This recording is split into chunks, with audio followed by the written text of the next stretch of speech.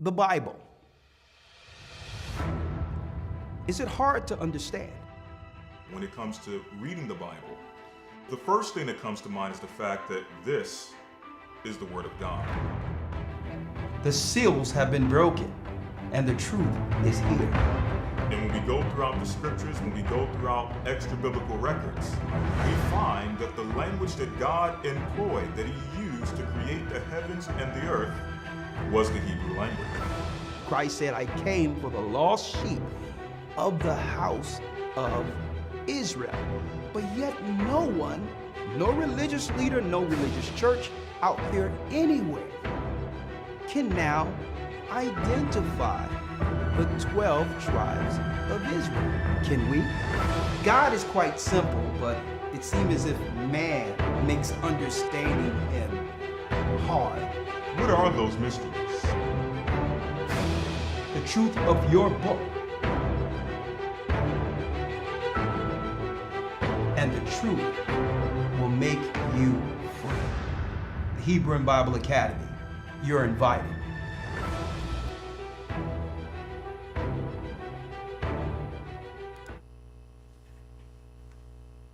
Blessings, blessings, blessings, blessings. Let's go. Shalom, shalom. Blessings.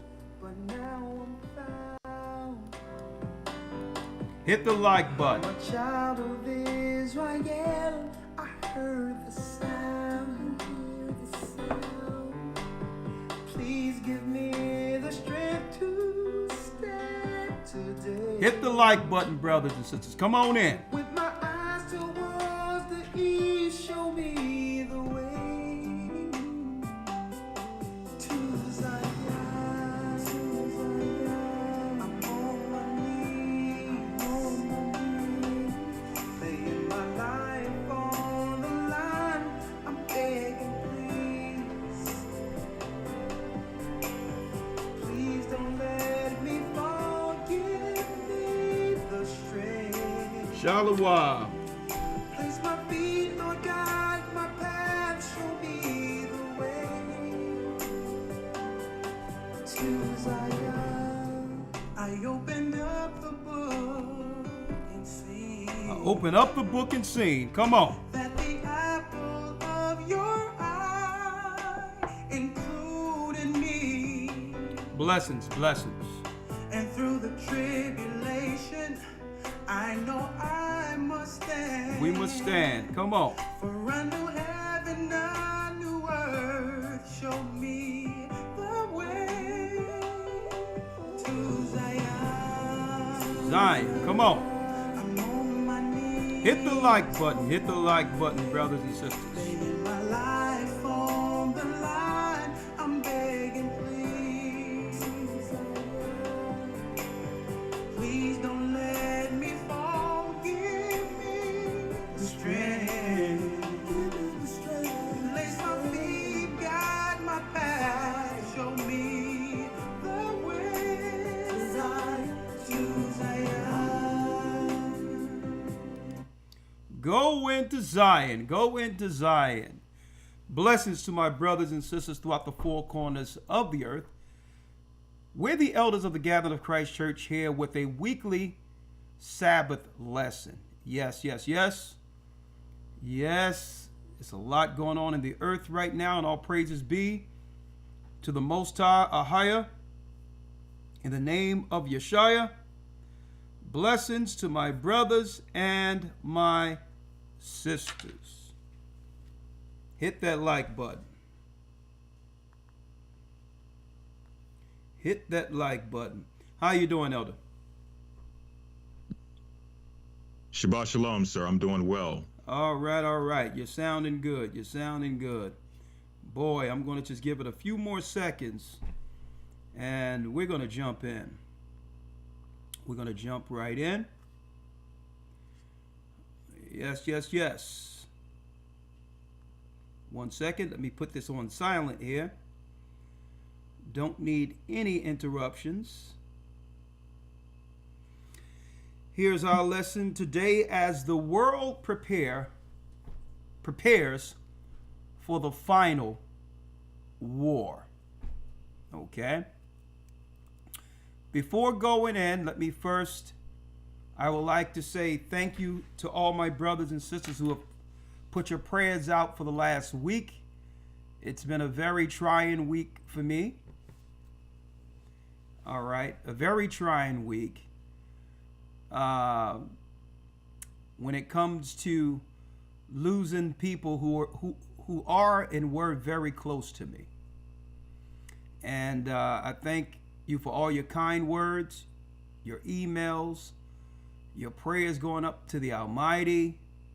I just thank you. I thank you. I thank you.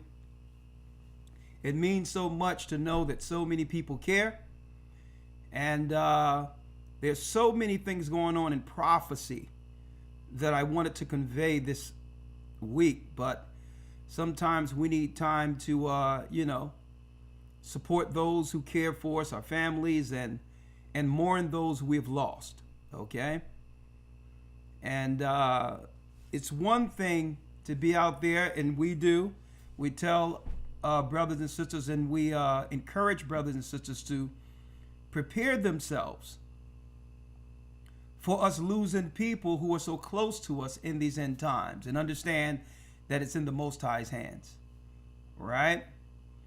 And but all the same, and I believe that the Most High has given me the proper posterity to deal with this, but things hurt nonetheless when the Most High take those who are close to us.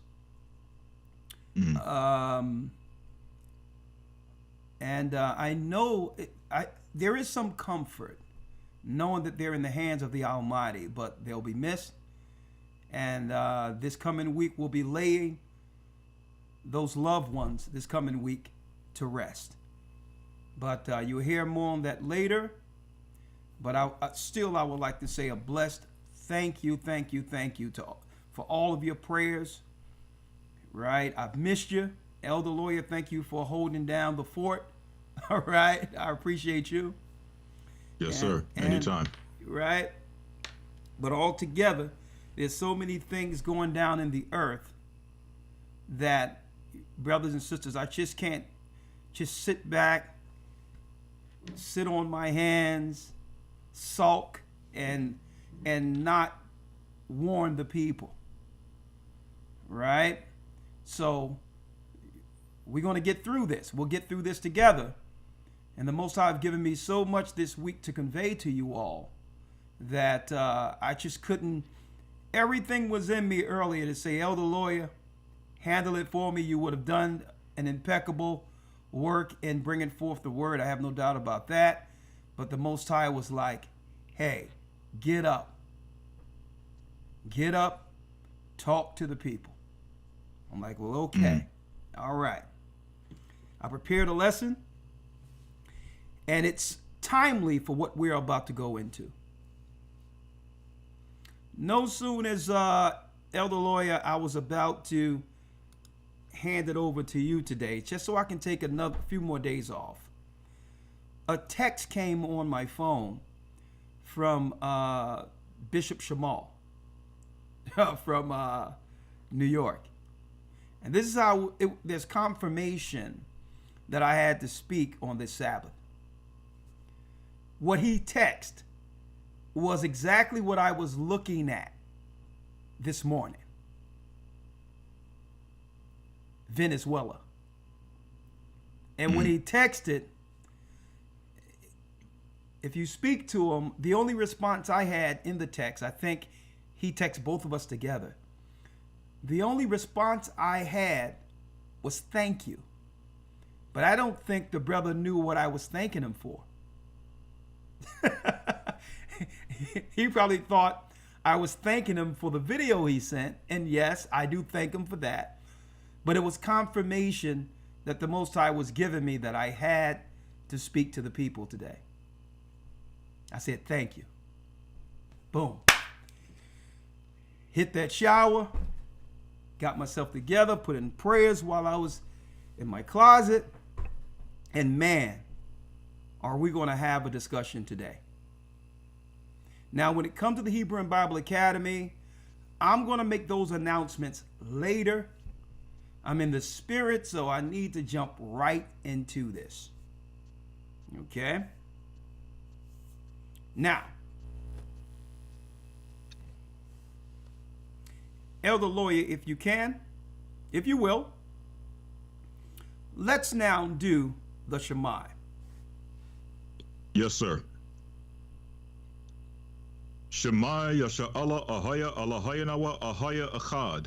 Shema Yasha Allah Ahaya Allahaya Nawa Ahaya Achad. Hear, O Israel, the Lord our God is one Lord. Hear, O Israel, the Lord our God is one God. Ahaya is his name. Now, for those who don't know, we just translated Deuteronomy 6 and 4. The Bible says if you speak in another tongue, you must interpret. What we hear in the modern day churches isn't the speaking in tongues we read about in the New Testament. Okay? If there's no interpreter, it's what? It's either what? Channeling 9 times out of 10, or babbling, or showboating. Or some people may just be chanting something because they feel good. Okay? But it has, let me make it clear, because we're making a distinction with the gospel of Christ. We can't give that any credibility or any what? Any credible spiritual significance if there isn't an interpreter. That's how we regulate and decipher who's actually operating in the Spirit of the Almighty, following Christ's gospel, following his disciples. Don't use the scriptures to justify something that isn't in the scriptures. You must interpret. Now, that ain't what I want to talk about, but I'll be more than willing to hear someone's retort on that, because every time I bring that forth, you have others out there who get offended. And they get offended saying, well, hold up. You can't tell me what I feel. I know it's the Spirit of God. Well, guess what? If you know it's the Spirit of God, what did Paul tell you to do? You go home and deal with God in private with something that people don't understand. That's it. We're not going to deny that if you are speaking in an unknown tongue, we're not going to, because we can't verify whether or not God is speaking to you. You know that. That's why Paul said you don't do it in the church. Go home and speak to God alone if you're going to speak in a different language. That's the answer to that. We're not questioning your belief in God. We're not questioning the spirit that have overcome you if you say it's God's spirit. But we don't know. And we must seek according to the word to do what? To edify in a world filled with confusion. Right? Now, that ain't what I wanted to talk about today, but I thought I would put that out there because so many people get offended by us mentioning what the Bible says concerning tongues. But I digress.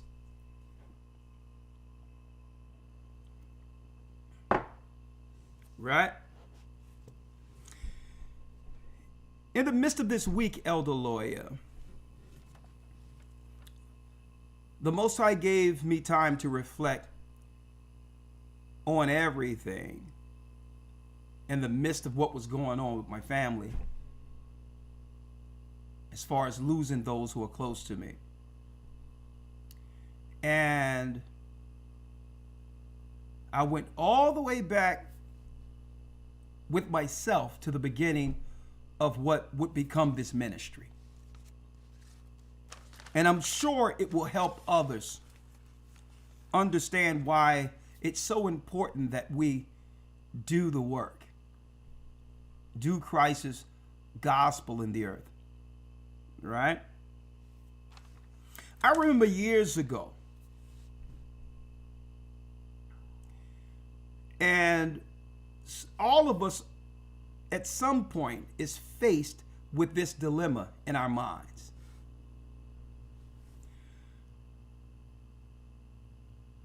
Especially when it comes to serving the Almighty in church or whatever the case is.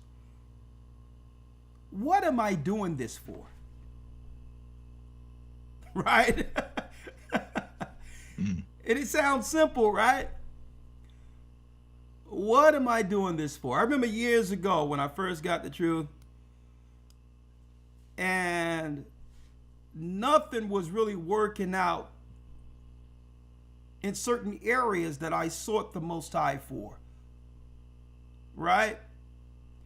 And then the question comes into our mind, and it's not good to question the Almighty, but I remember wrestling with that dilemma. What am I doing this for? And guess what? Clarity came immediately before my faith waned. Clarity came. What is that? Purpose and duty. Without the Most High, there is no purpose. There's no drive beyond the social satanic construct. Purpose and duty. And it resonated in my mind more so than anything that like the thought was so clear that, hey, you'll live your life, but you won't be remembered. You will die and be forgotten. Right? That's just the way it is. And it resonated as clear as day decades ago. And now it's coming around full circle. I'm looking at the work from that time, because even when you go into the scriptures, I'm going to show you all this, brothers and sisters. The prophets even had questions in the old time. Like, how am I doing this, and the other? And my life, where I pray to have the Most High do certain things to reveal or show forth that He's with me, and those things doesn't materialize. And it leads to one question in the Almighty. But here's the realization. We're praying to the Most High so that He can fulfill our being, existence, and wants, while ignoring what He requires from us.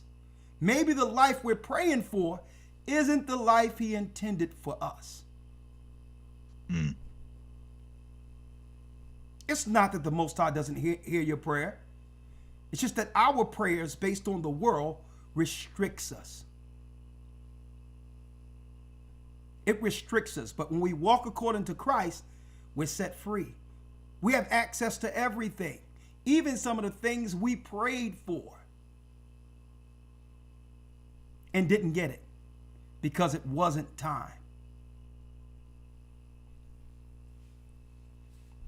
We're going to talk today before going into the lesson.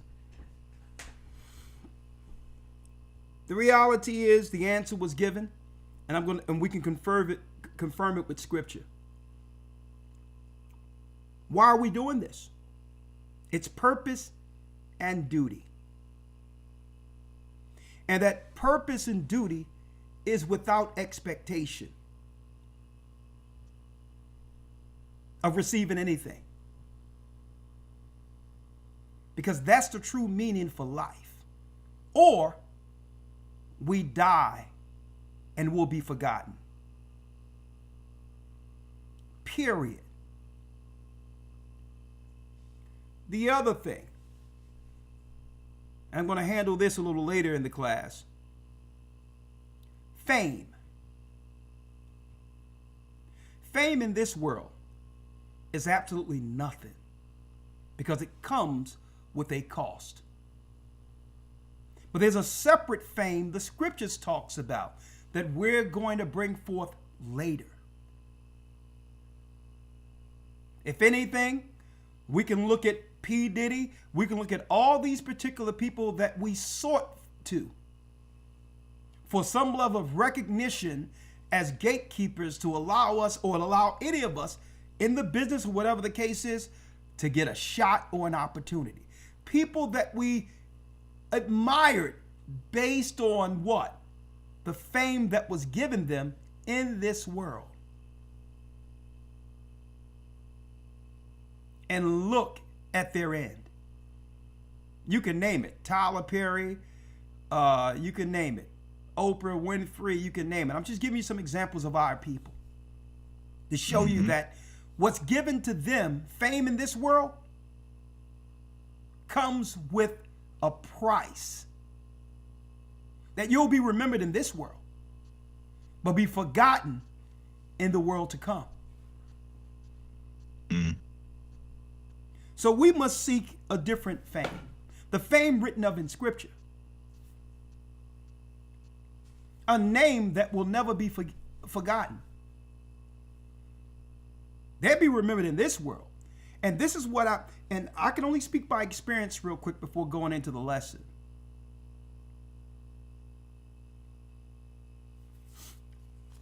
And this is so deep, Elder Lawyer, as the thoughts ran in my mind, and I'm about to go into the lesson.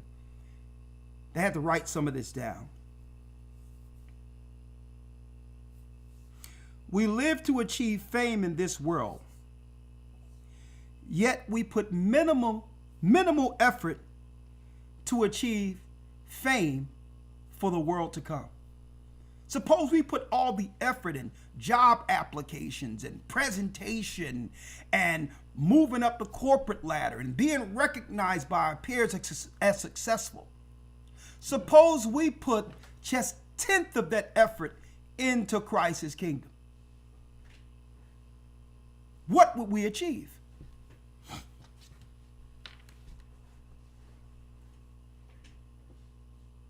We're going to talk today.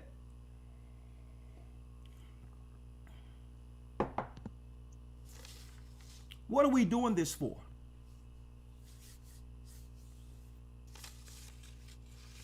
Purpose and duty.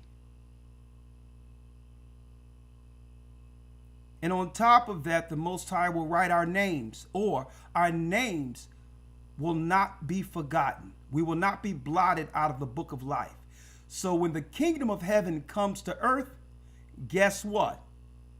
We have worked for a place, a room in Christ's palace. A name that will never be forgotten. Right?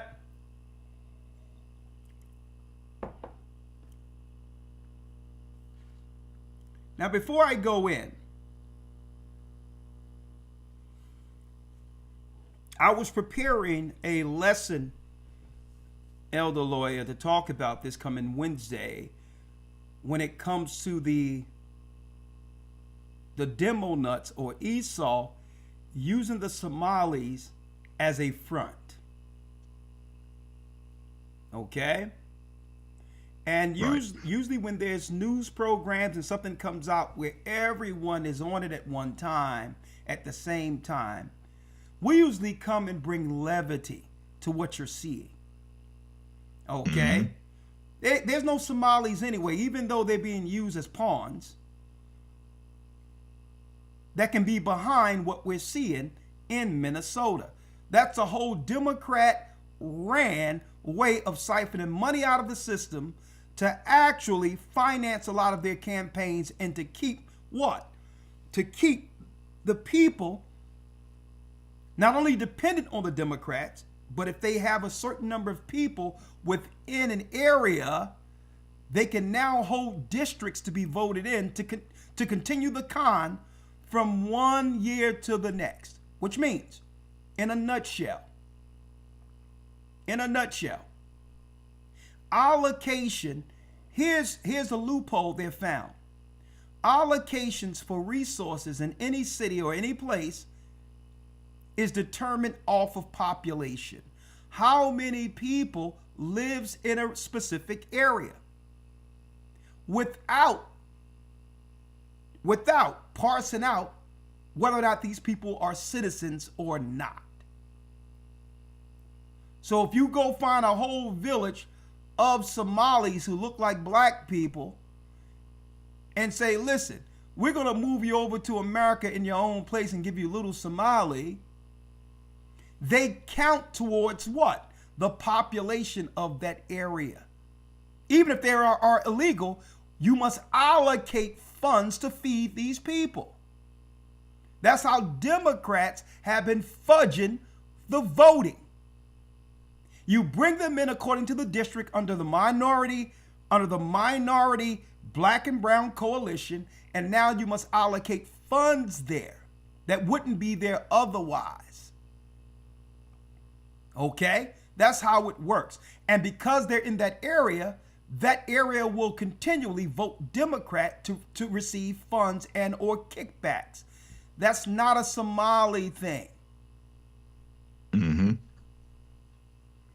Okay? They're just the crash dummies getting used by Esau against us.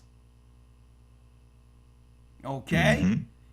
Because the money that should have went to us is being siphoned into the Edomite liberal, crazed white people's hands. It was their plan to go drag Somalis over here and give them a community so they can siphon money out of the black community, that money that was earmarked for us. And I would have discussed that Wednesdays, but I'm getting it all out before getting into the lesson because all these thoughts were there during the week, but I couldn't come before you. Number one, all of a sudden, if somebody pops out of nowhere and is put in front of people and garner fame overnight like Nick Shirley, it was engineered. He didn't come out of nowhere. That's right. Okay? Everybody knew that they was doing these cons. Okay? Let me tell y'all something, folks. North Philadelphia, Muslims coming up in our neighborhoods in the 2000s. Everybody knew about doing what? Submitting applications that was earmarked for the black community. Muslims was doing it. The black Muslim community was doing it. But we were actually, even though a lot of people over these programs in Philadelphia was using some of the money for themselves, they had to show forth that they were producing something for the community. Everyone knows that exists. Right. And white people couldn't get access to those funds until they made white women a minority to become the liberals who can allocate the funds to siphon all the civil rights money back to our oppressors. That's how it works. Nick Shirley, I looked him up. Okay? He went to Israel not too long ago. Okay? He's just a newborn Zionist that's being utilized for this. Now, where does this end with our people? Okay? That's why I named this particular lesson concerning the war. What does this have to do with us? One might ask, right? As the earth prepares for the final war, what does this have to do with us? Well, check this out. Out of nowhere, New Year's Day, because of Nick Shirley's expose, they did what? An executive order was signed where no federal money can go towards funds towards daycare centers now. Mm-hmm. See? Now you have to realize what's going on because we're giving you the big picture. They want you to see Somalis. That's on the books. But no. If there's no federal funds that are going to any daycare centers because of what Somalis did, Now there's no subsidies where now the cost will now be transferred to the parents. And our parents cannot afford daycare at its price, even though it's subsidized right now. So who's going to open up a daycare center to take care of children, knowing that the money's there is not allocated, and now the costs go towards the parents? So by default, what that means, well, you have to realize why they started daycare centers from the beginning. To get the woman out of the house. See, they was willing to subsidize it to get the woman out of the house to work in the work market. See, it was worth it to them to subsidize it, because then the state could raise your children in your absence. So the government was incentivizing that. They wanted women in the workplace. If they're in the workplace, then what? There's more people in the workplace, and it adds to the economy. On top of that, what happens? She's in the workplace, and because now the jobs that would normally be easily filled, because there's more in the workforce, supply and demand, the corporations and the industry can now pay the employees less money. The more people you have, see how it works? The less the demand, the less you have to pay for workers. Right? So they got us used to what? An adverse society against traditional family. They got us used to it. See how that works? So it was common for people to just go to work, male and female, make their own incomes separate. Now, the reason why they wanted it separate, because eventually they would use the family courts to separate the families. So that there'll be vitriol between the man and woman, and eventually the man would leave and never come back.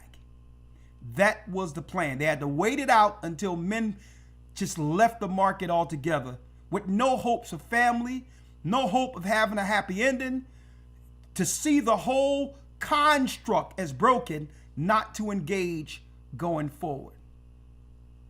At least not traditionally. See how they did that? Now, why did they separate the man from the woman? Well, it's still the economy. Instead of having one house, now the economy can thrive artificially, make you think everything is going on booming, because now you got two separate rents, two separate mortgages, two separate cars, and now the economy is booming because instead of these are one family operating together, you got separate people operating that should have been operating together to save. Now the money generates and moves in the economy as if the economy is actually booming, but it's truly not. We're losing the soul of family. That was their plan. It boosts the economy because everyone's working, but yet the people are separated, and now we can destroy the children. And now that they have successfully done so, there's no need for daycare centers. See how it works? There's no need for daycare centers now. They have socially engineered man and woman against one another. And they don't care about the economy the way it used to be because they've brought in replacements to restart a new economy coming out of COVID. See? So they don't need daycare. And why don't they need daycare? Well, if anything the Somalis are showing us is that what? If you lived overseas, folks, they don't need daycares. They're traditionalists. Right? You have a man with many wives, and they all take care of each other's children regularly and take care of their parents. They're all in the same house. That's how the Somalis were able to do this, because what they did naturally overseas, there's money earmarked for that when it comes to health care, right? When it comes to what they call those places where you bring people, where you take people for rehabilitation and all these others, right? Also, daycare. They do daycare, Clinics. huh? You mean clinics? Yeah, clinics, right? Everything they do is in their home anyway. Mm-hmm. I lived overseas. So daycare, taking care of the parents, looking out and making sure they get their medications and all that. All the things people do naturally as family overseas, folks, have been compartmentalized into financial systems to pay people for doing that here. So when they brought these people over, they were like, okay, you're already looking over 10, 15 kids every day from Somalia or from any Muslim country. We're just going to say, hey, here's money for daycare, and just put a sign out there. And what you're doing in your houses, we're going to give you money, and we're going to use you all to siphon money out of the community. And then we're going to blame you so that now we can stop it all, because there's no more use for daycare centers. The women are moved out of what? Out of the job market. So it's no coincidence all these jobs have been lost by women. And at the end of the year, the beginning of the year, all the jobs are lost. AI or what have you. And at the end of the year, the first of the year, no daycare. So listen to what's going on now. Well, there's no daycare. Now the women must spend more time with their children, but there's no finances to actually upkeep this new social model. The only people who will survive are the people that they think will survive, are the people who are traditionalists, the replacements. See? Who is socially engineered to live under third world conditions. So that's what that Zionist Nick Shirley is about. Blowing the lid off of something that have always existed, but they went overboard so they can come back and say, look at all this money, yeah. So that now the president, Trump, would have what? Plausible deniability and say, okay, we got to stop federal funding for daycares altogether, because they don't need daycares anymore. They're done. They have successfully separated the families and have replaced the market with third world labor. See that? So I wanted to answer that real quick because I didn't get a chance to say it Wednesday. Right? Hit that like button for us, please. Hit that like button. One moment. Hit that like button. 1 second.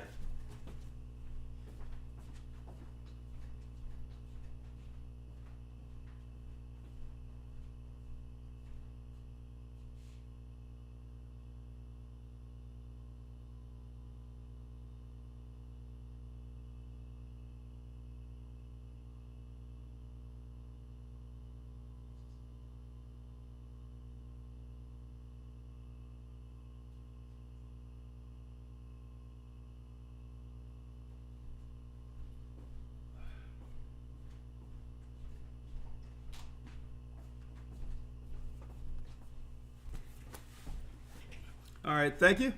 All right, Lloyd, you there? Yes, sir. All right, let's jump right in. Jump right in, and thank you. Hit the like button. We have enough people in right now. All praises be to the Most High. We can start up. All right. As the earth prepares for the final war. Now, I started off by stating that years ago in the ministry, before I started dealing with this, of course, certain things come to your mind. Why am I doing this? Right? And it comes down to purpose and duty. Right? But then that leads me to go to 2nd Ezra. Let's go to the prophet Ezra real quick, because I'm going to tell you, folks, I've seen it. What do I mean I've seen it? Brothers and sisters, it's something about serving the Most High, staying in the Word of God, staying connected to the Spirit that gives you life. That gives you life and meaning and passion. I've seen those who once had faith and it galvanized and have moved them in the Spirit. But it wasn't just them being moved in the Spirit. It was the Spirit of the Almighty connected to them because they were dealing with duty. And I've seen scenarios, folks, where if any person decide not to serve the Most High and are doing anything else, regardless of the reason, they become a shell of themselves. I've seen it. I've seen people who was energized in the Spirit of the Almighty, and I've seen them again, and you could see that the Spirit that once galvanized them is gone. And no one ever want to be in that predicament. You must always find something deep down in you between you and the Most High that would have you endure so that you never forget that first love, that first feeling when you found out that you were a child of the Almighty. So to question certain things is healthy. But the answers must be given you through the Most High. And you must stand your ground until it's received. Example.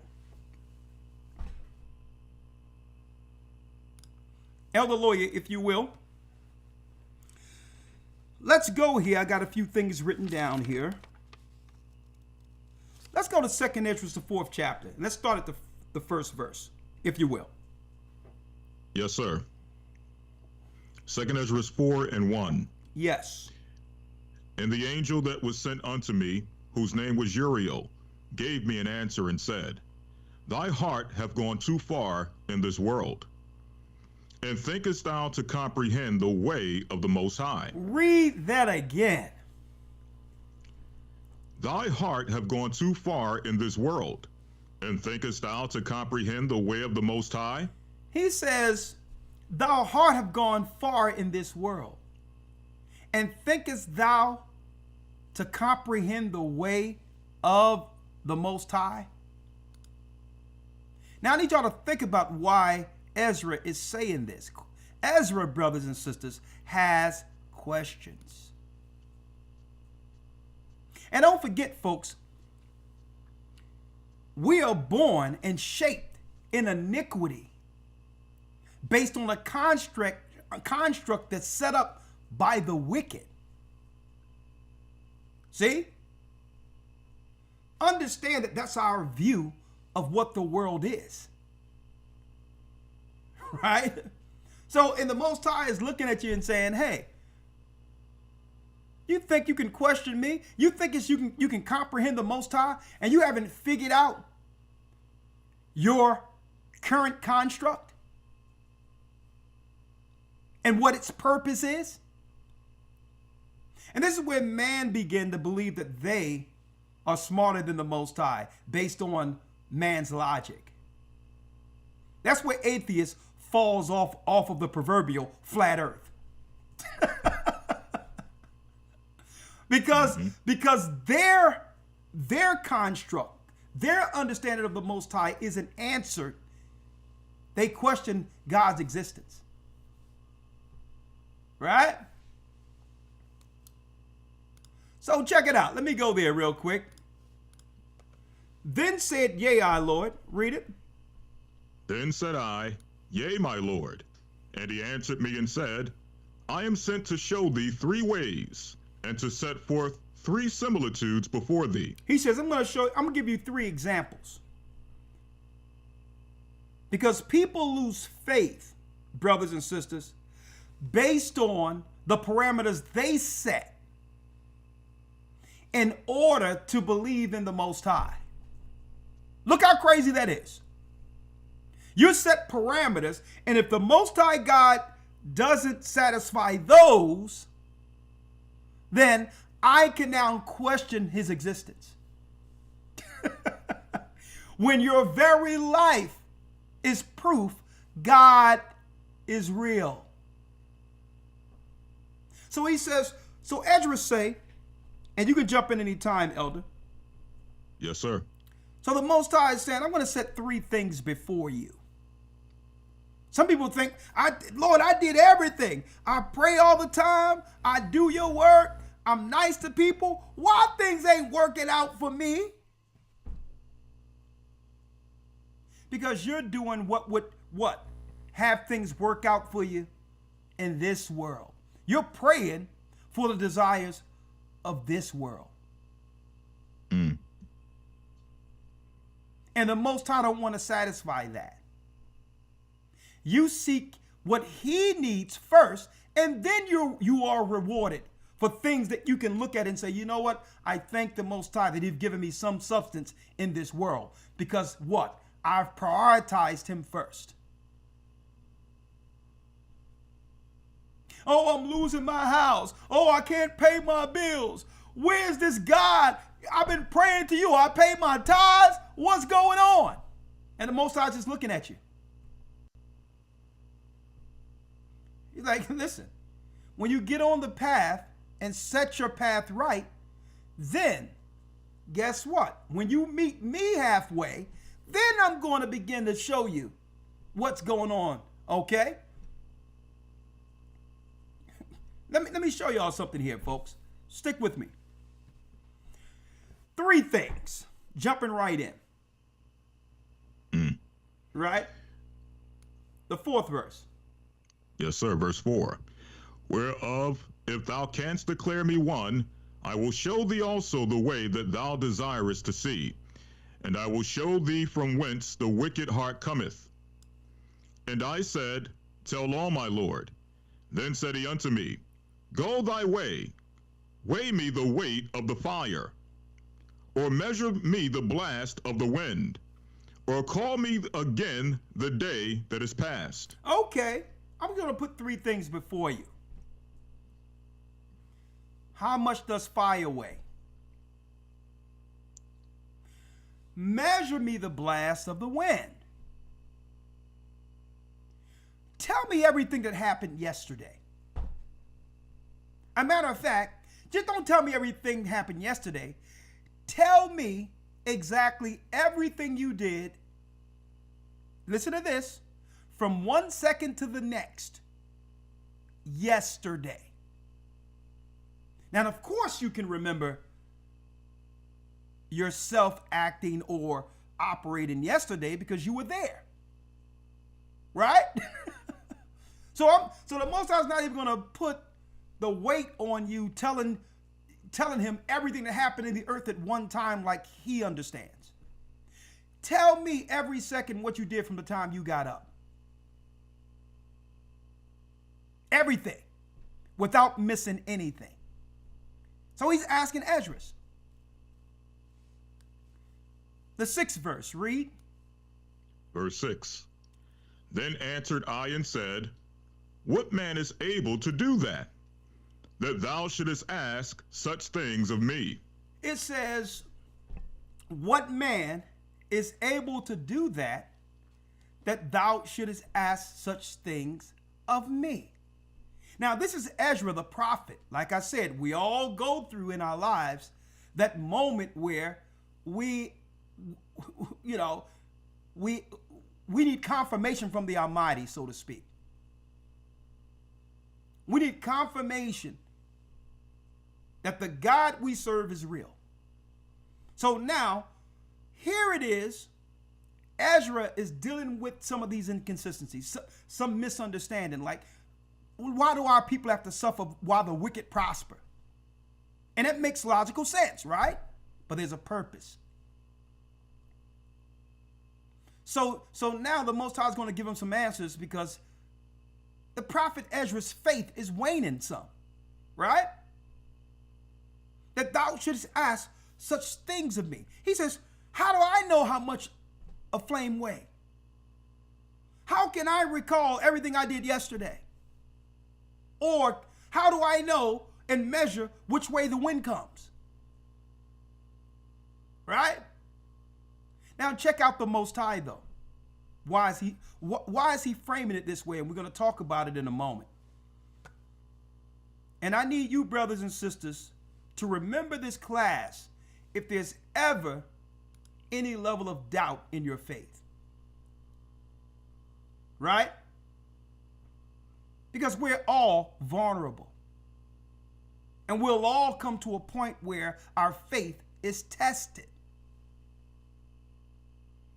Right? So just remember this. That's not an anomaly. You're going through what all believers have gone through since the beginning. But it's getting through without falling. That's what it's about. And becoming stronger out of that indecision, out of that wavering of faith than you were beforehand. Not to go backward. Because your answer may be right around the corner, but yet you give up before you receive it. Now check out the Most High.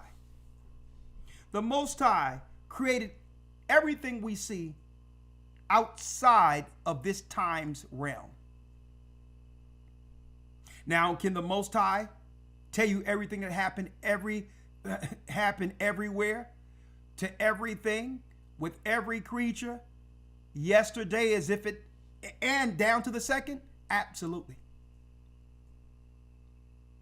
The angels of the presence, the eyes of the Lord reports to the Most High, which means the eyes of the Lord can see the earth based on each individual scenario within this time continuum. And the Most High can simultaneously look through all the angels' eyes and see everything and be able to what? To be able to understand it, calibrate it, and reason with all of it at one time, as if it's one instance. And it doesn't matter what it is. It can be people, it can be animals, you name it. The Most High is consuming all life, existence in the earth at one time, everywhere, on the outside of time. That's the God we're dealing with. Hence the reason he told Moses, I am that I am. So we have to understand why the Most High is posing these questions to Ezra. Right? Because Ezra, listen to me clearly, because the Most High can do all real time what he's putting before Ezra. Like, who do you think you're dealing with? Where I have to lower my being to fit into your God perspective, when it should be the other way around. That we humble ourselves to figure him out. See? Let's go. Yes, sir. Verse 7. And he said unto me, if I should ask thee how great dwellings are in the midst of the sea, or how many springs are in the beginning of the deep, or how many springs are above the firmament, or which are the outgoings of paradise, peradventure thou wouldest say unto me, I never went down into the deep, nor as yet into hell, neither did I climb up into heaven. Nevertheless, now have I asked thee but only of the fire and wind, and of the day wherethrough thou hast passed, and of things from which thou canst be separated, and yet canst thou give me no answer of them. So he says, Ezra, you have questions about me. I gave you 3 things to understand, things that you interact with or understand within the earth yet you have no answers. And I didn't give you a test that means that you tell me what happens in paradise, what happens on the outside realms, the principalities and powers and thrones and the invisible. I'm not asking you none of that. I'm asking you to give me insight on things you deal with every day, and yet you are confused. Yet you are confused. What does that mean? Thank you. Here you go. Hey, it was windy the other day, right, Ezra? And you felt the wind, and you went and you got you a coat that would have it where you would withstand the wind. So you know the wind exists. You can't tell me, Ezra? You can't balance the wind or tell me where the wind comes from? You prepare yourself for it. You cooked yesterday, Ezra. You use a flame every day to cook. You don't know how much it weighs? You don't know how much it weighs. You lived yesterday and can't tell me you did everything you did yesterday. You haven't even figured yourself out, Ezra. You going to question me?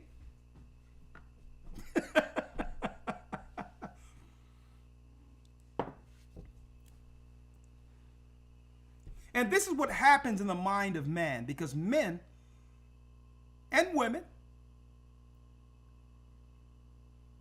were made of high intelligence. Above all beings on the earth, man is the intelligent one. But even the Most High told Esau, the pride of his heart have deceived him. I made you the most intelligent for down there. But you get above yourself when you begin to question what's up here. Everything that's done in the earth, that the Most High does in the earth, is for his purpose.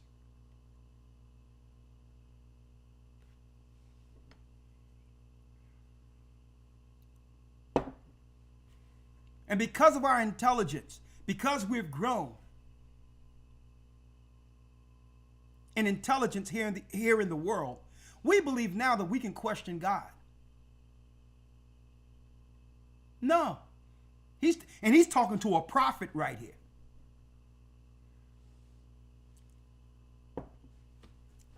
Right?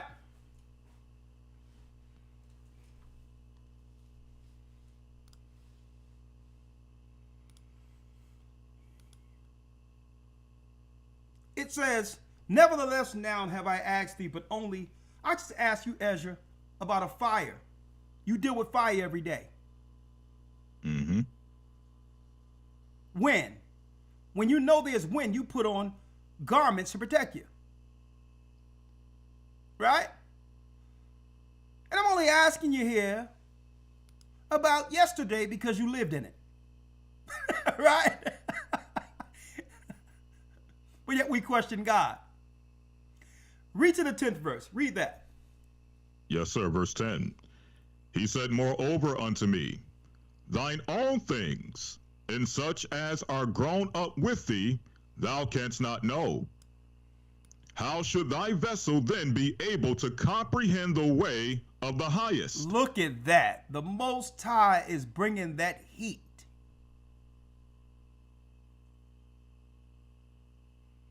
And Ezra, folks, was on a level. When I say that, there's no professor anywhere, in academia or otherwise, who could contend with the knowledge of Ezra based on what he knew naturally as a prophet. Today, no one could contend with him.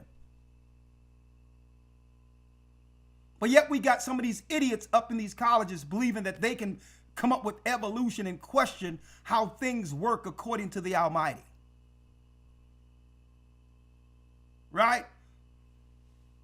I like to call some of these people unfortunate. A lot of people get this college and all that, and they become what? Intelligent idiots.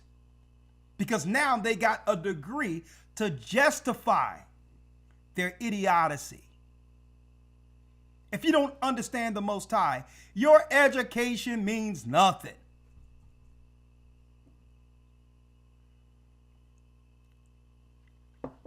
How shall thy vessel then be able to comprehend the way of the highest? How can we question the Most High and what he does? Many things the Most High is going to do that we'll never understand while it's happening, only to get the answer later to why something happened.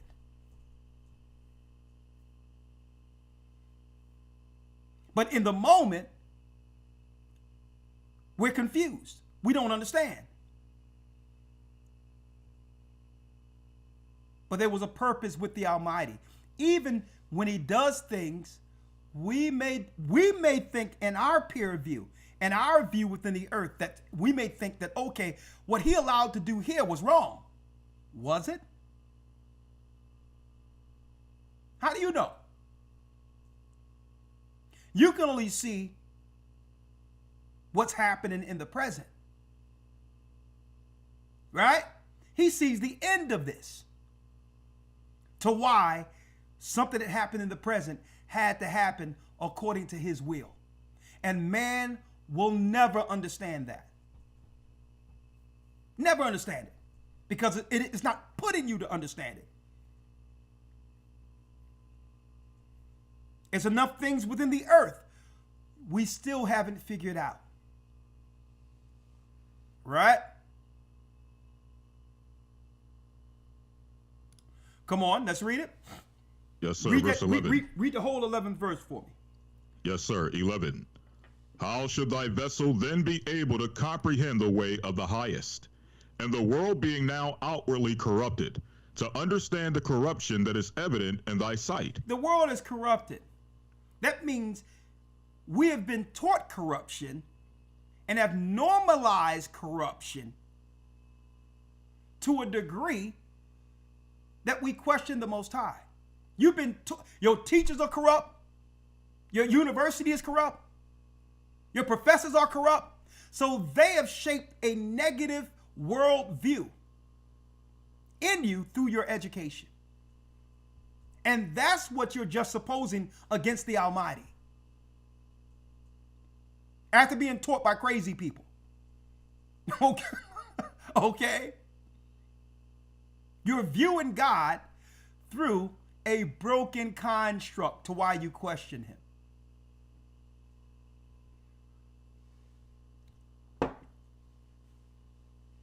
Right?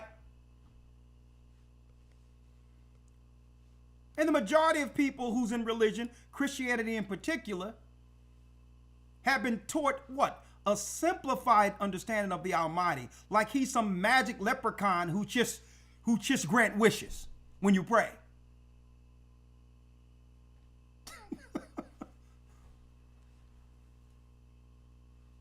Right? He's a leprechaun at the end of the rainbow with a pot of gold. And now, hey, things have went wrong based on how I have led myself here. And I need him to magically give me some golden coins. No, the Most High doesn't work that way.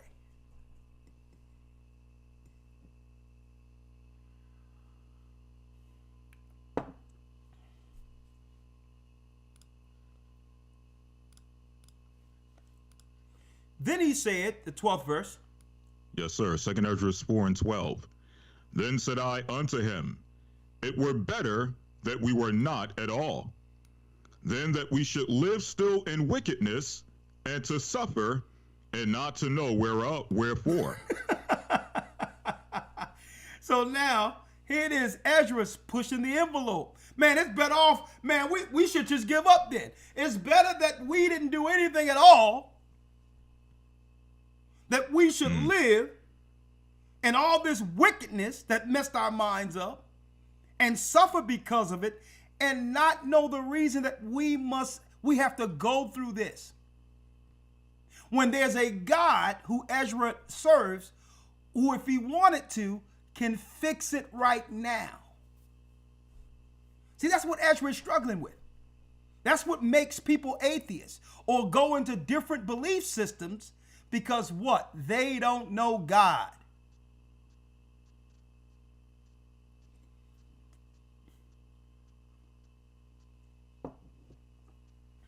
Man, we must as well give up then. I'm speaking to you. If you can't tell me, then what's going on? Well, folks, eventually, Ezra got it all. He got the answers he was looking for. He did. But the Most High had to check him. He got the answers. Here's the answers. Why are we living in a wicked world where we're subjected to wickedness and death? Great question. Our father and mother sinned against the Almighty, and that tainted all of humanity. Period. Mm-hmm.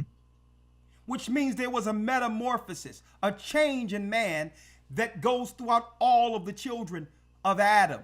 A malignant root that could only be what? Destroyed through a pure sacrifice. And if we're willing to serve and be baptized and cleanse ourselves from the sin of Adam to receive his son as a sacrifice, that's the antidote. That's the cure. Now, what does that cure does? What it do? It allows us to view the world from the outside of it, like the Most High does. See? We're not caught up in it all. We're able to view it based on the Most High's plan for earth. And it comes down to, we're still living in the time of Adam and Eve when you look at the fact that it comes down to free will and what choices we make. The choice to be consumed with this world, or the choice to live, to achieve, or to one day partake of that tree Adam and Eve could not partake of, the tree of life. Once we partake of that, guess what, folks? Then it opens up a whole new understanding that's necessary at that time. See? That's necessary. The Most High is not just going to give us the tree of life just to give it to us. Take the tree now. No. That tree is going to be necessary for the next chapter for kingdom. But we must work towards that. We must accept his son to receive the Holy Spirit that gives us a broader view and understanding of why this earth is outside of our personal ambitions.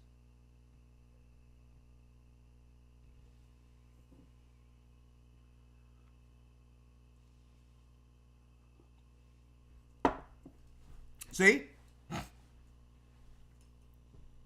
See, and guess what, folks?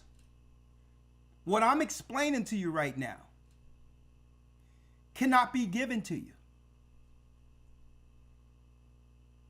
You have to take a step in faith to understand it. We can talk about it, reason it, we can make it logical for you to understand it, but unless you walk in faith and take that step, you'll never understand what it is. It's almost like the Matrix where Morpheus say, listen, he couldn't give Neo anything. Neo had to take the red pill.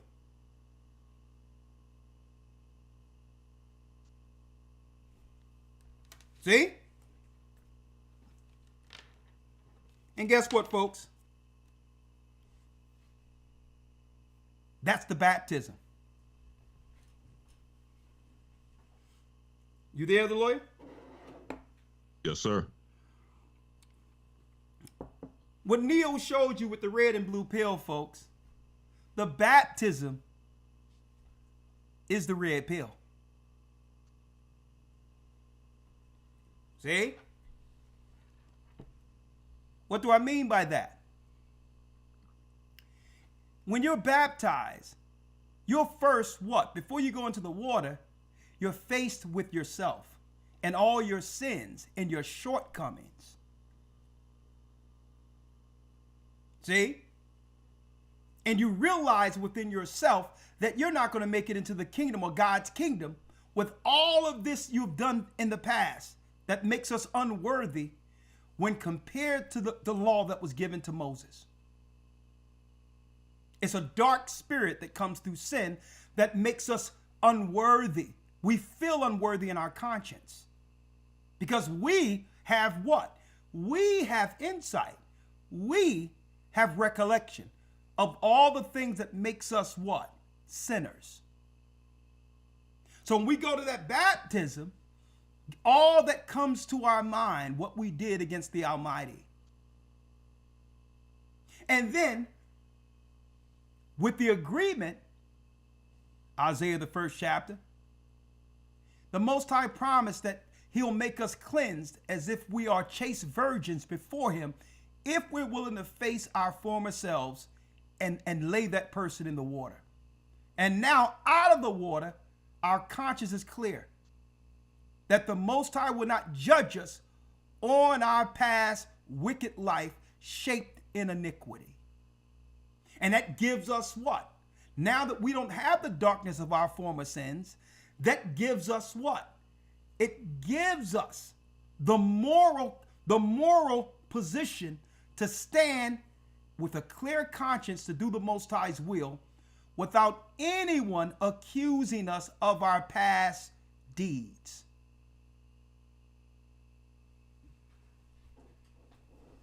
See? And then when you step over and all the guilt is not on you, you see the world the way it was meant to be seen. That the world is not about your personal ambition.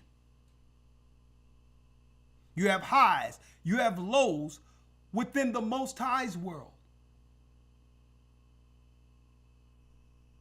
Success is measured differently with the Most High. Success with the Most High is making it all the way to the end. And we're gonna talk about that in a couple of moments. But I wanted to put that out there, brothers and sisters, because I'm sure that someone is going to run into these particular lessons and a lot of things they've been thinking about in their minds is now answered on this Sabbath.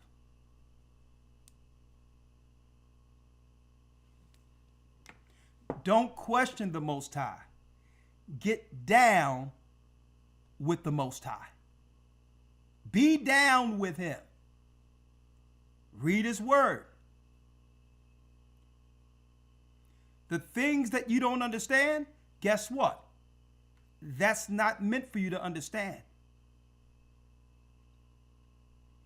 There's so many things that we can learn that gets us where we want to be at, and even having the mysteries revealed down the line.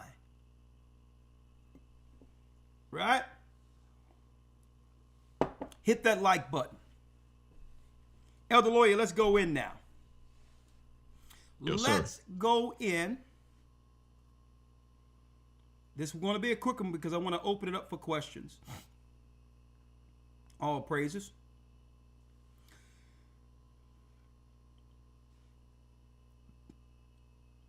As the earth prepare for the final war is the lesson. What's going on in the earth right now? One might ask.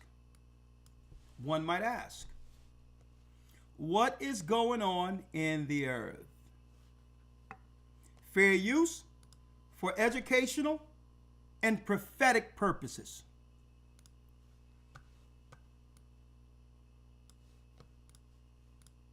Caracas under attack from the US.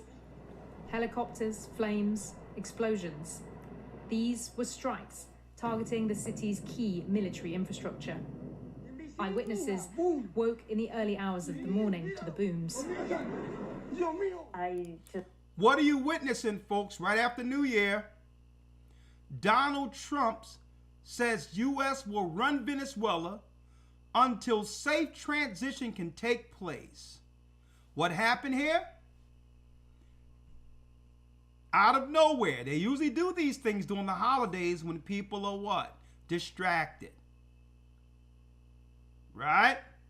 Number one, they use the Somali thing. The Zionists use the Somali thing under Nick Shirley, who's a mini Zionist, so that they can now wage war against our people, folks, within the communities who have our children in daycare.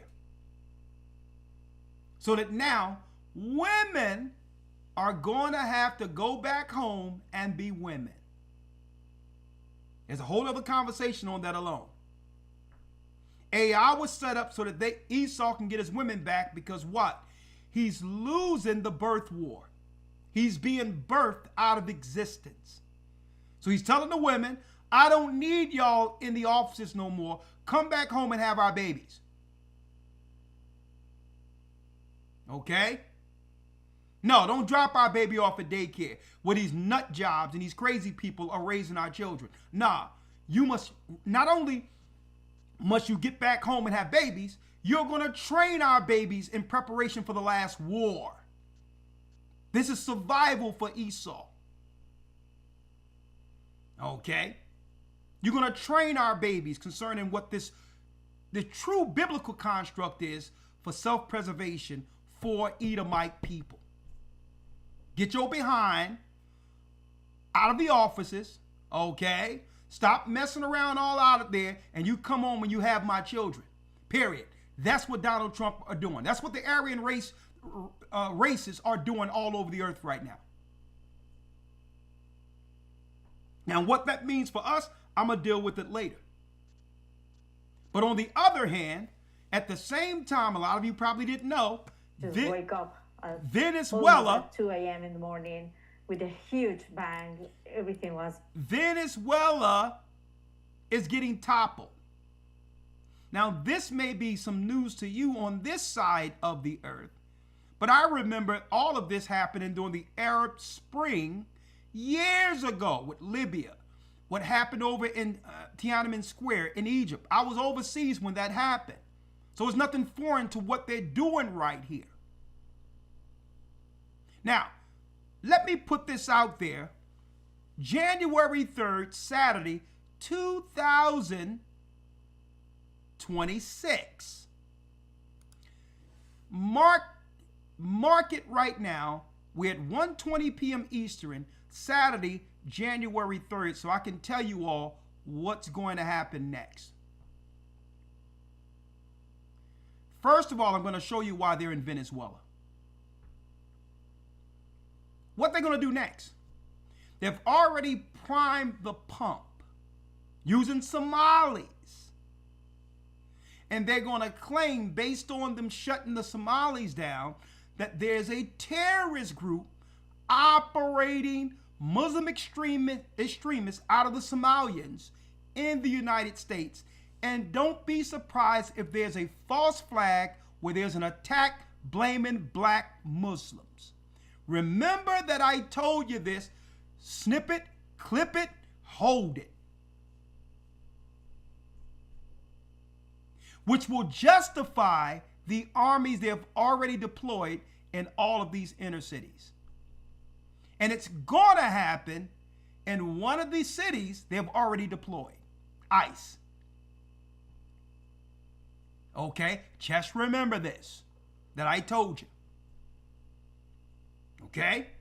It's going to be Venezuela. Then there's going to be something that happened in the United States, a false flag possibly, that will do what? That will justify them going after black Muslims. And by default, eventually it'll be, well, mistaken identity. Because it want to start with the Somalis, but it's going to be, I don't know the difference between Somalis and black people in America. Right? Mistaken identity. I don't know. They all look the same to me. See how it's going to work? But I'll handle a lot of that next week if the Most High permit. But this is where we are, Venezuela. Let's go. It's vibrating. It just jumped to the window, and I was able to see something in flames in the middle of their runway. Venezuelans were not just woken by the strikes, but also the news that their president, Nicolas Maduro, had been captured.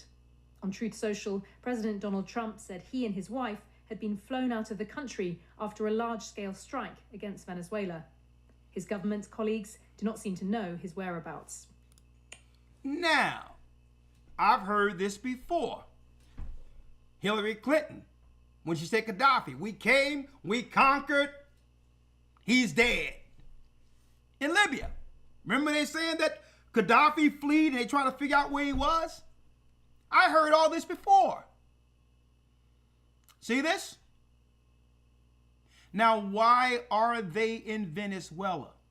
And you may think this is the United States, but no. What are they going to do, folks? It's going to seep into the United States. You know how many Venezuelans they let in the United States? Because it's really a uniparty between the Democrats and Republicans. They work together. It's a uniparty. See? So now what's going to happen is what? They're going to claim a group has developed. Now, when your people are being attacked, of course you're going to feel a certain level of negative sentiments against the country that's doing it. So automatically, they're going to be people organically from Venezuela and other countries that's going to feel a certain type of way in the United States. And then we're going to have the same thing in Gaza, an engineered boogeyman like Hamas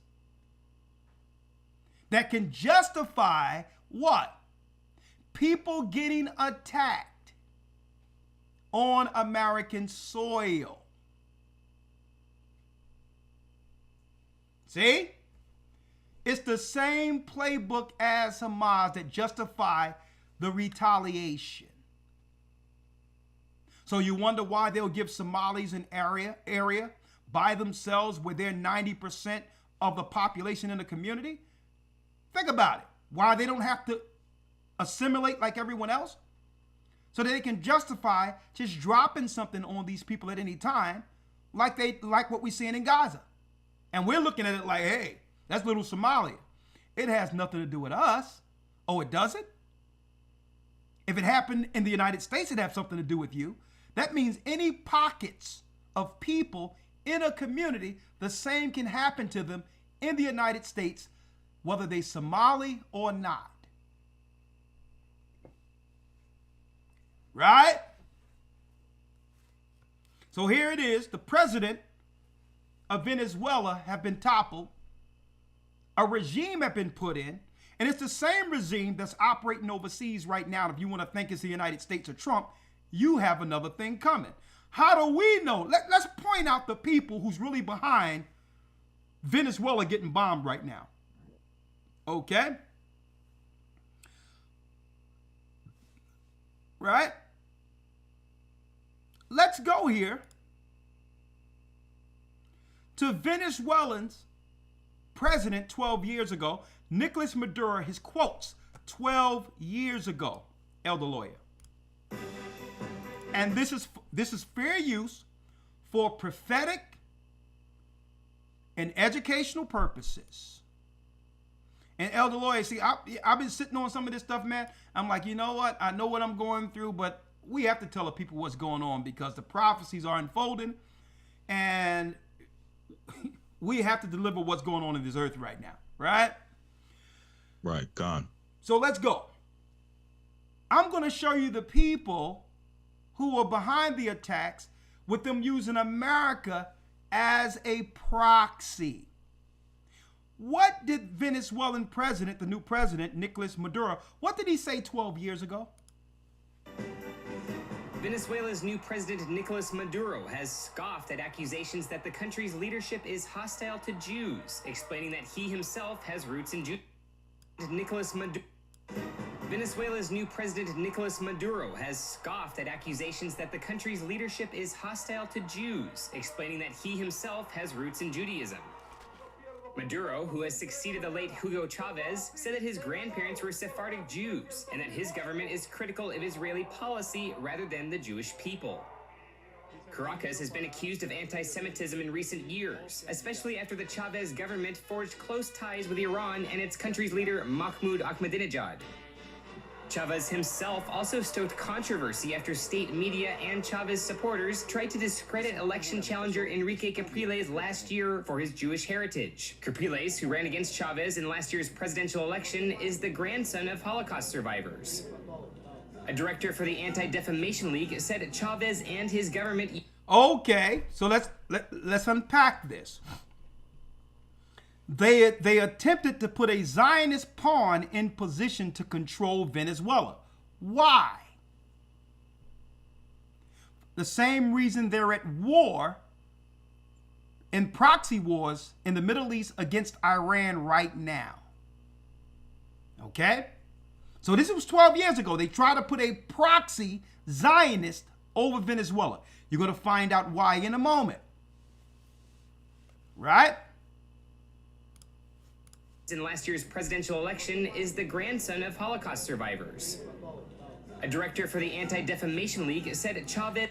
I keep on hearing Holocaust survivors. Okay, that's cool. I wonder when every time they speak about us, they're going to put behind our statements, slavery survivors. I would love every time they say Ricard Shiar or my world name that they put right before everything, hey, slavery survivor.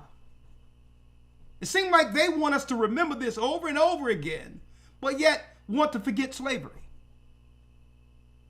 I just thought y'all understand, there's a political reason why every time they put somebody up, they put what? A modifier with them. Okay, that modifier means something politically. Right? By saying to the world that I'm victim, by claiming victim, you owe me something. So they're not just saying Holocaust survivor just to say it. Holocaust survivor is saying, I'm a victim and the world owes me something for it. Okay? That's what it means. So I need them to put slavery survivor when they talk about us in any fashion, no matter where we are scattered. The Jews of the diaspora, the Israelites of the diaspora, slavery survivors. Okay? Because he looked like he survived to me, but he's still holding what? That modifier that gives him political protection, as well as what? The position to feign victim. Right?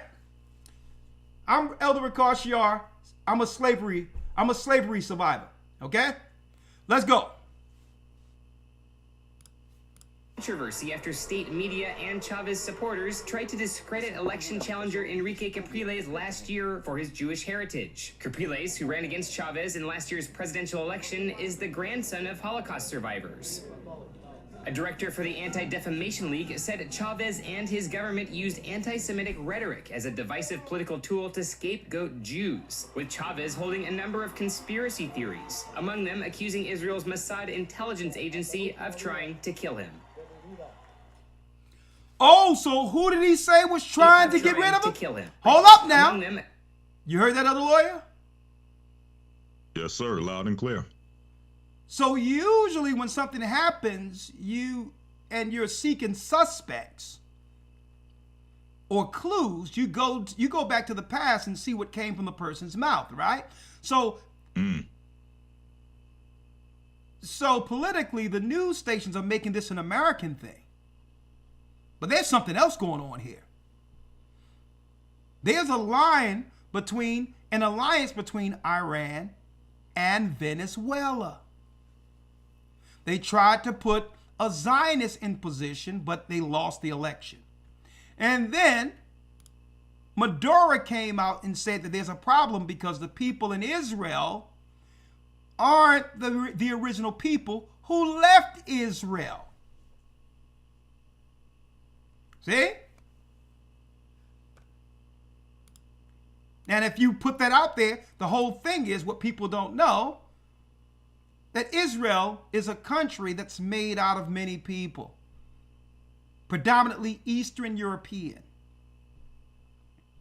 So just because you went into the land of Israel doesn't make you an Israelite. It just only make you an Israeli citizen. The same way if you come to the United States and get citizenry, it makes you an American citizen through nationality on paper.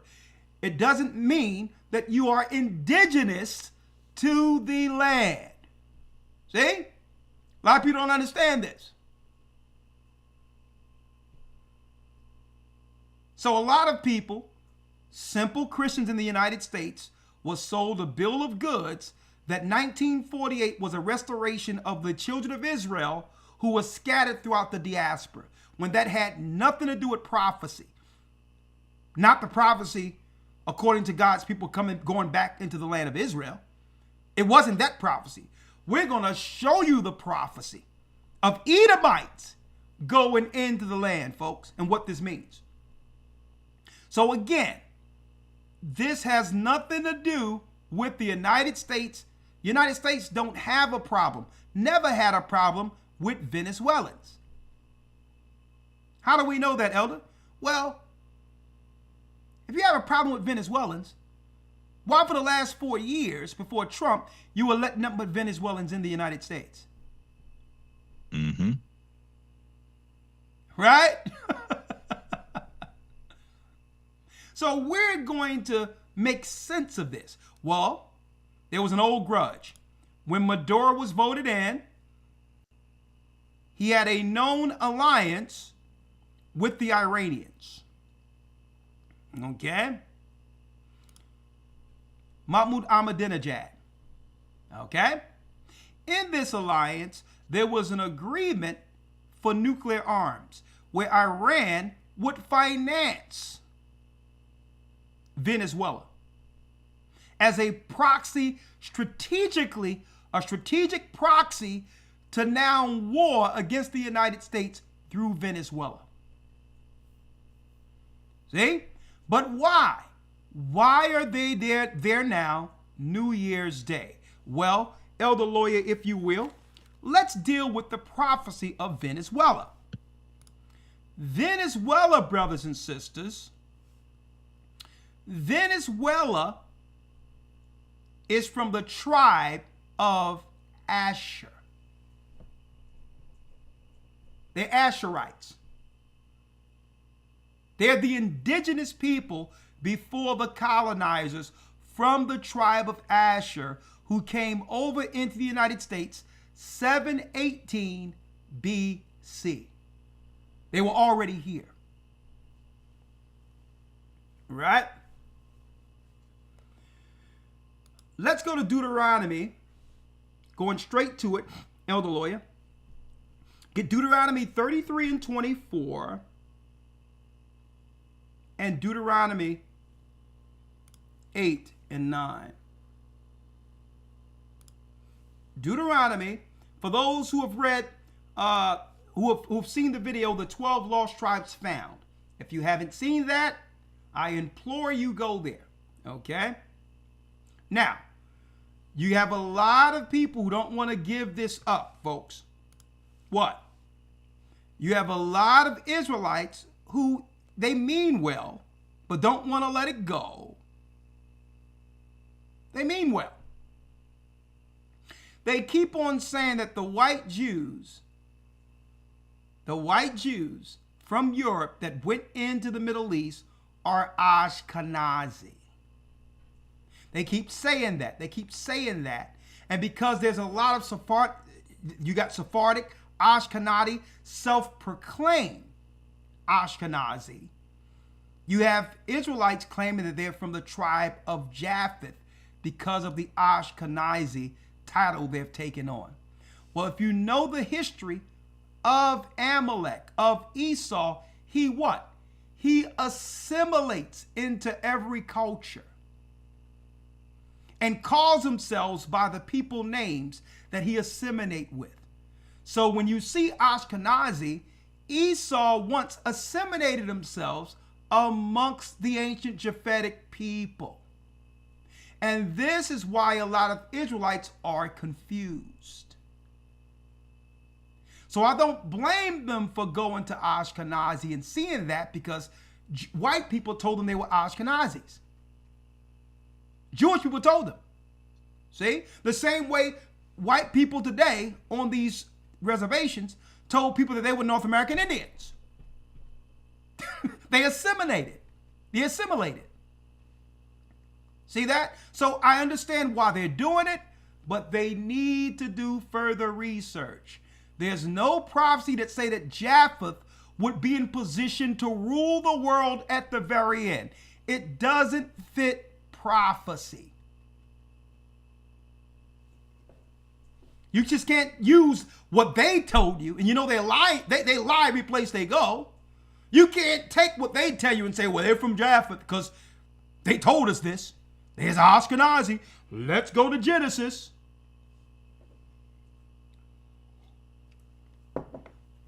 Now, let's break down Venezuela real quick, Elder Lawyer, if you will. Let's go to Deuteronomy 33, verse 24. Yes, sir. Deuteronomy 33 and 24. And of Asher he said, let Asher be blessed with children. Let him be acceptable to his brethren. And let him dip his foot in oil. And let him dip his foot in oil. So the same people the president of Venezuela called out 12 years ago is behind the war against Venezuela today for the same reason they're in the Middle East. See that? It tell you Asher would dip his foot in oil. The Most High blessed Asher with what? Serious mineral resources, including oil. That's Asher. Now let's give a precept to give that context, if you will, Elder. Let's go to Deuteronomy 8, verse 9.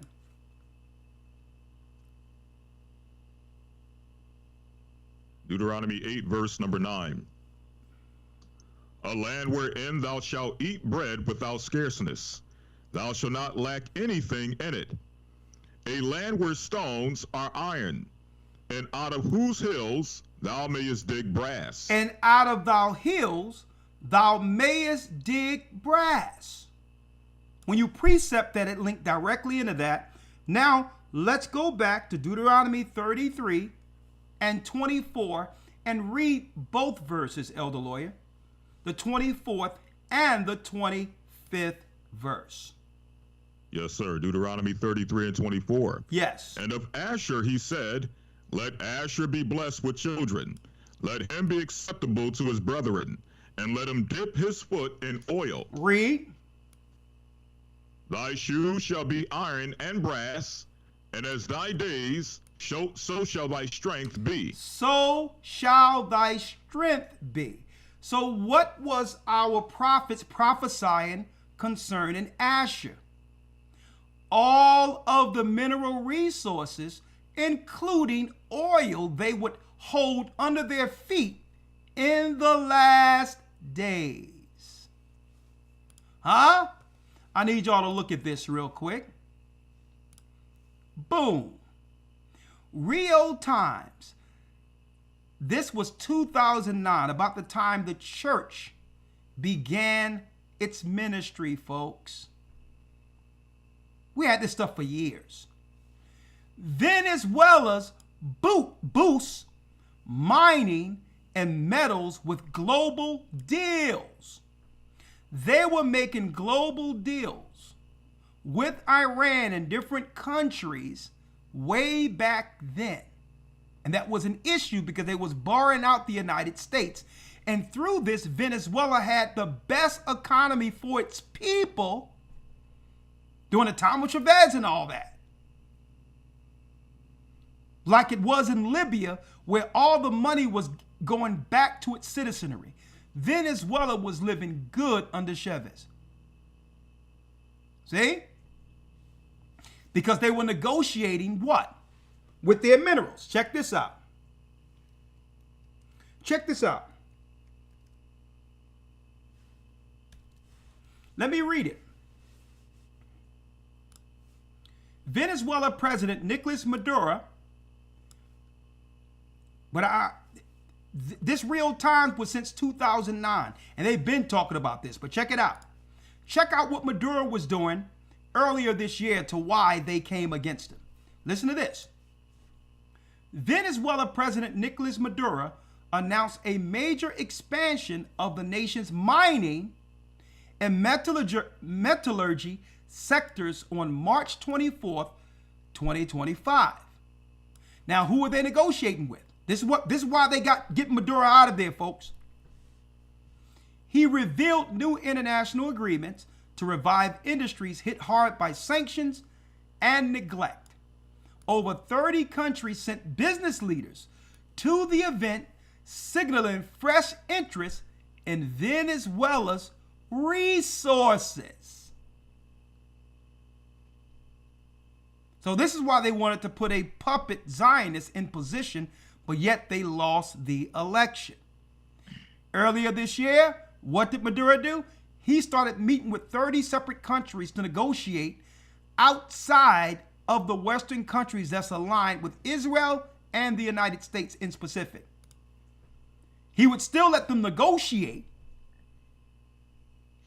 but they would hold the purse strings. They would set the terms for the mineral resources that was prophesied would be under Asher's foot. They started doing what? He signed deals to modernize solder's seamless tool plant with China's Gocc Foreign Company, aiming to restore steel output that plummeted from 4 million tons yearly in the early 2000s under 100,000 tons recently. That's why it says, when it says the brass, it's talking about the resources that are produced out of the mountains of Venezuela, like the Bible said those resources would be there. Hence the reason why the Zionists, using America as a proxy, are there. And it go into all the resources, right? Now check this out. The Aurora Mines. Location, Venezuela. Well, what does Venezuela have, mind you? Huh? Let's look at this. Looky here. Exactly what our God said. A matter of fact, Elder Lawyer, I need you to go back real quick to the 25th verse. The 25th verse on Asher. Read it. Deuteronomy 33 and 25. Thy shoes shall be iron and brass. Thy shoes shall be iron and brass. Let's check this out. What is Venezuela known for? Well, they got gold and everything there. They got oil. What a rich country. Folks, copper. As the Most High said it would be. Copper. Not only do they got oil, they have gold and they have copper. What would be under Venezuela's feet in the mountains and all of that? Brass. Huh? Tell me the Most High isn't, tell me the Bible isn't a living record, an identifier, a marker concerning where God's people would be scattered. Now, why is this so important? This is why Esau had to come looking for us. Any place the Most High scatter us, he put us in areas to be blessed. Even after we were scattered, we would go into areas where the Most High would provide for his children. Now, Esau, claiming to be God's people, are seeking to steal all the resources that were naturally, according to prophecy, given to us within the diaspora. Huh? Are y'all following me here?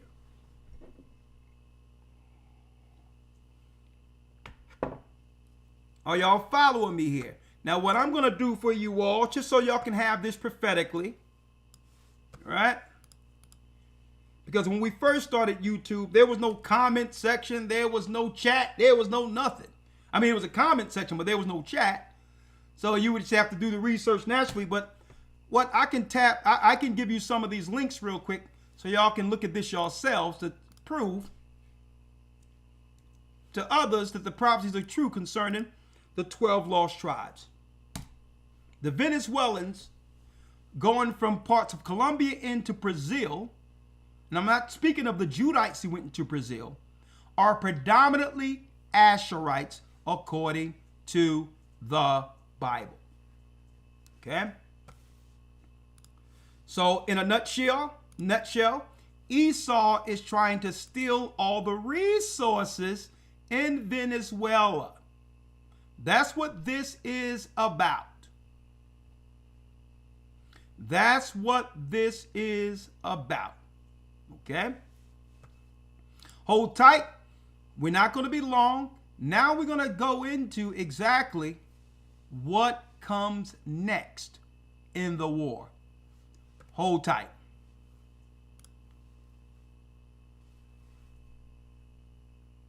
Be right back. Part 2. The Bible. Is it hard to understand? When it comes to reading the Bible, the first thing that comes to mind is the fact that this is the Word of God. The seals have been broken, and the truth is here. And when we go throughout the scriptures, when we go throughout extra biblical records, we find that the language that God employed, that He used to create the heavens and the earth, was the Hebrew language. Christ said, I came for the lost sheep of the house of Israel. But yet no one, no religious leader, no religious church out there anywhere can now identify the 12 tribes of Israel. Can we? God is quite simple, but it seems as if man makes understanding Him hard. What are those mysteries? The truth of your book and the truth will make you free. The Hebrew and Bible Academy. You're invited.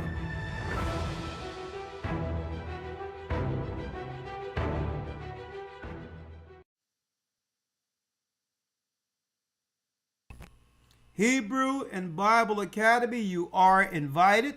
Tomorrow we're going into the Abraham seed, and we're going to break down the lies they have taught us in modern day Christianity concerning Abraham and Abraham's children. Okay? They have lied on everything concerning the gospel of Christ. Okay? They have lied on everything. What do I mean by that? Well, this is what we mean by that. You good, lawyer? Yes, sir. Yeah. This is what we mean by that. They lied about everything. Beyond 2025, hope after Armageddon. We're going to go into that, and we're going to break down Armageddon in the Academy. You need to be there. We're only week 3. If you enroll, guess what? We'll make sure you receive the 2 lessons you've missed to catch up before Sunday. We're going to go into the Abraham seed. They lied. Everything they were teaching was all about political leverage that would justify white people, Edomites, being in the land of Israel today, according to what? The prophecy that leads to a war at the Valley of Jehoshaphat. That's what they're there for. It has nothing to do with some Christians or some Israelites or Jews going back to the motherland. Okay? Their whole theology was political. What do I mean by that? If they could convince people that these white Eastern Europeans were God's people, through theology, they would have the backing of Christians to get a land that didn't belong to their forefathers. It was political. It was sold through propaganda and Hollywood. And the majority of the people who went into the land didn't even believe in Christ. So what do? They assimilate. That's what they do. They'll become Christians and set up evangelical schools of theology and teach replacement theology. What is replacement theology? Well, you're going to know what that is tomorrow. Their whole theology was to have the world forget that the blacks, we are the children of Israel, so that they could replace us as God's people. That's your Christian replacement theology. It was all a lie so that we wouldn't question strangers, Gentiles in the land in the last days. The same way they lied with our textbooks claiming that Christopher Columbus discovered America while the 12 tribes, the 10 tribes were already here. How can you discover a land where people are already here? So the same way they lied about that, they lied about them being the people going into the land. Replacement theology. We're going to talk about that, and guess what? Now that they can't use it anymore, they say, okay, let's go on to the next thing. Christianity was a thing when the ruling class could use it to politically rule over a people. It's the only reason they wanted it, because we would look at them as God's people.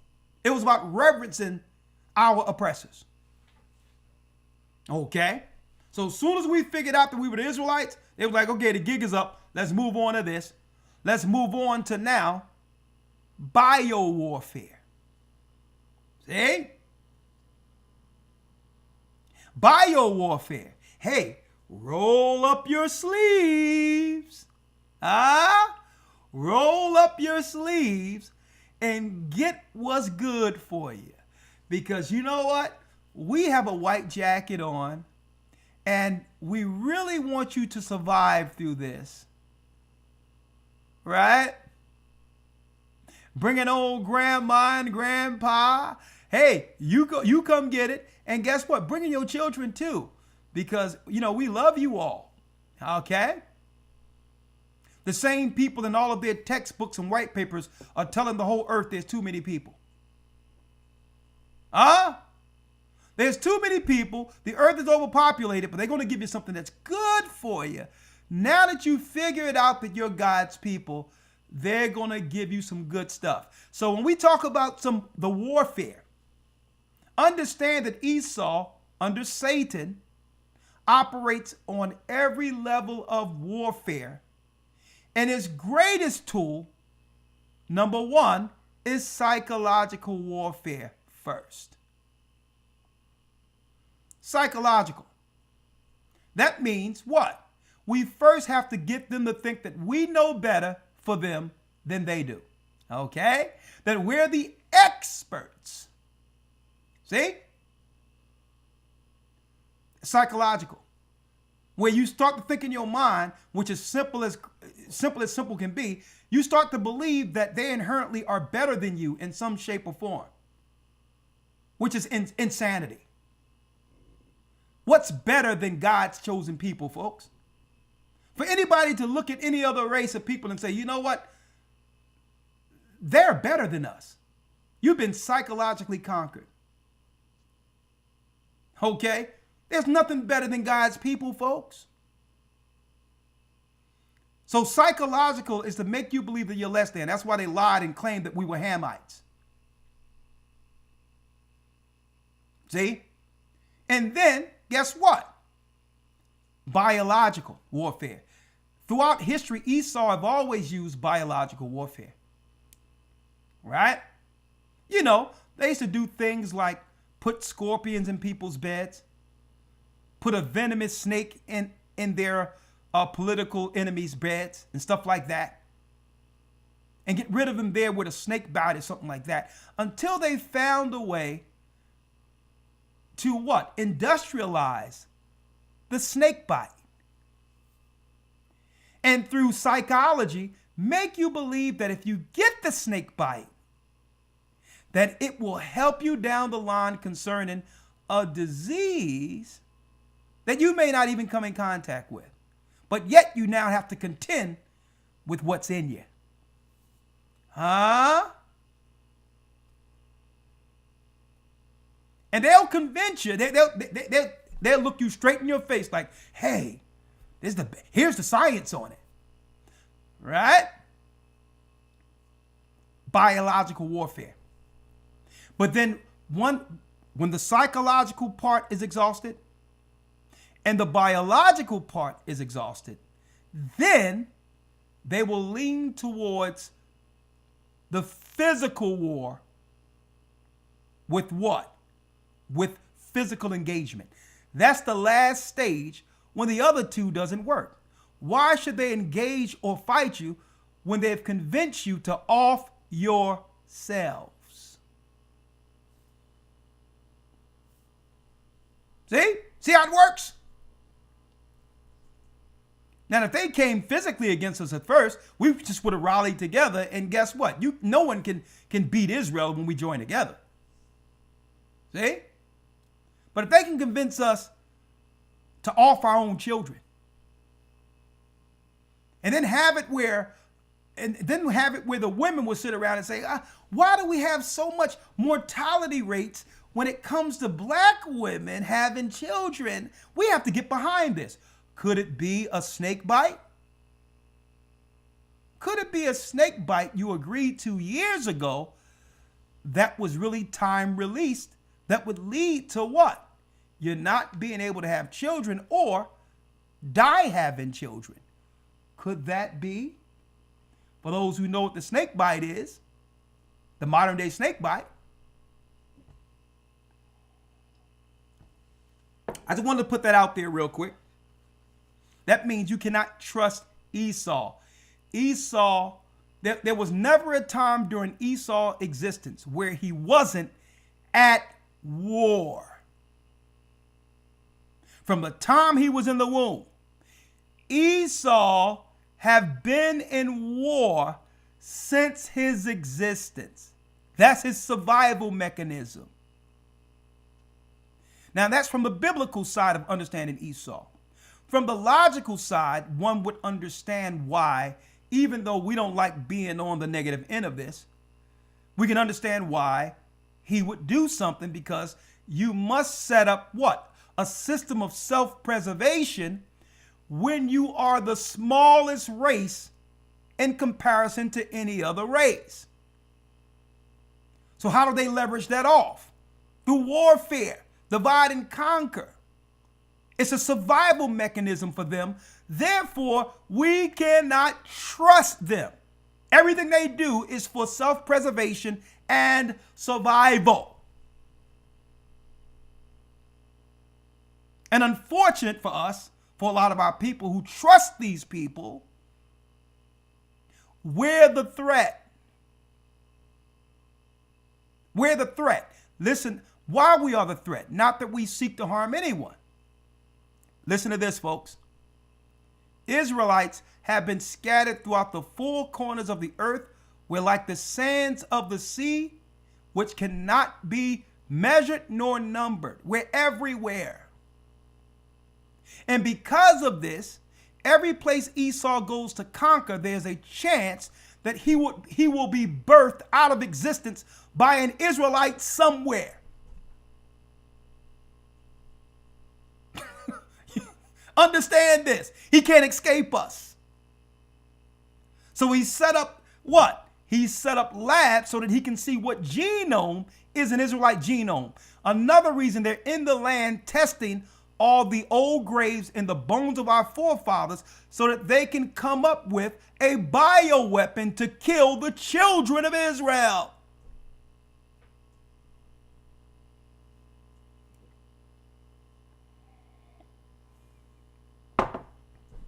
See? So even when we're not thinking about them, folks, our bloodline in existence according to prophecy is the threat.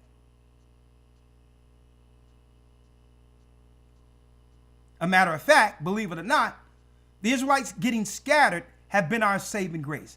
If we were in one place, they would have gotten rid of us already. They would have gotten rid of us. But they set up institutions, clinics, hospitals so that they can get our biometrics, so they can get not just our biometrics, but our genes, because they understand the original strand. And the snake bites they've given us and our children, it equals the playing field for them, mentally and psychologically. If we're left alone without their science, we excel in every area above them. That's right. That's why the snake bites are imperative for their science, because it leverages off what makes it where they're somehow on equal footing. We've been poisoned and we're still excelling them. See?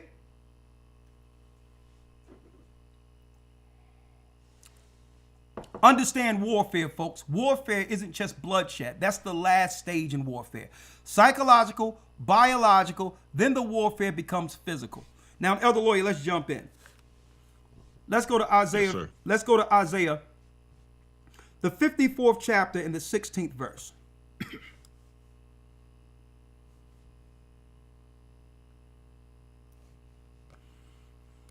Isaiah 54.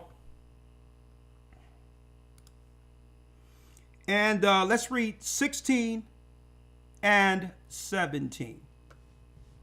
Yes, sir. Isaiah 54 and 16. Behold, I have created the smith that bloweth the coals in the fire, and that bringeth forth an instrument for his work, and I have created the waster to destroy. Behold, the Most High says, I have created the smith that bloweth the coals in the fire.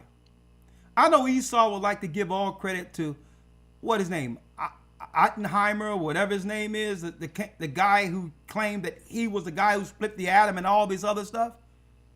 Well, no. Yeah, Oppenheimer. Thank you, Other Lawyer. No, it was the Most High who put that in his mind to make it. Because only a fool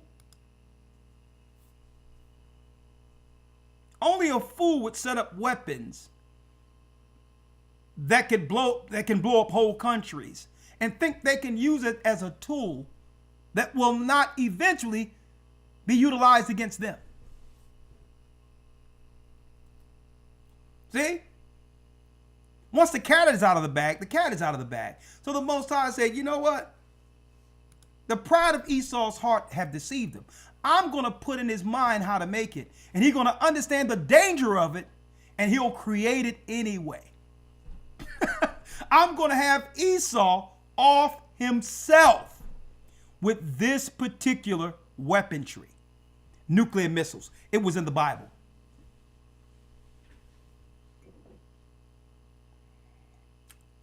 And see, what I try to do, I try to make these lessons simple for those who are not geopolitically savvy, who don't understand why every time we look, Israel and the United States saying that Iran is enriching uranium, we cannot allow them to have a weapon and all of this. I'm putting it in prophetic structure according to the word so you can understand why they keep saying this. Right? We heard that we have to bomb this area because they are enriching uranium in Iran. We cannot allow them to get a missile. Well, who taught them how to make a missile?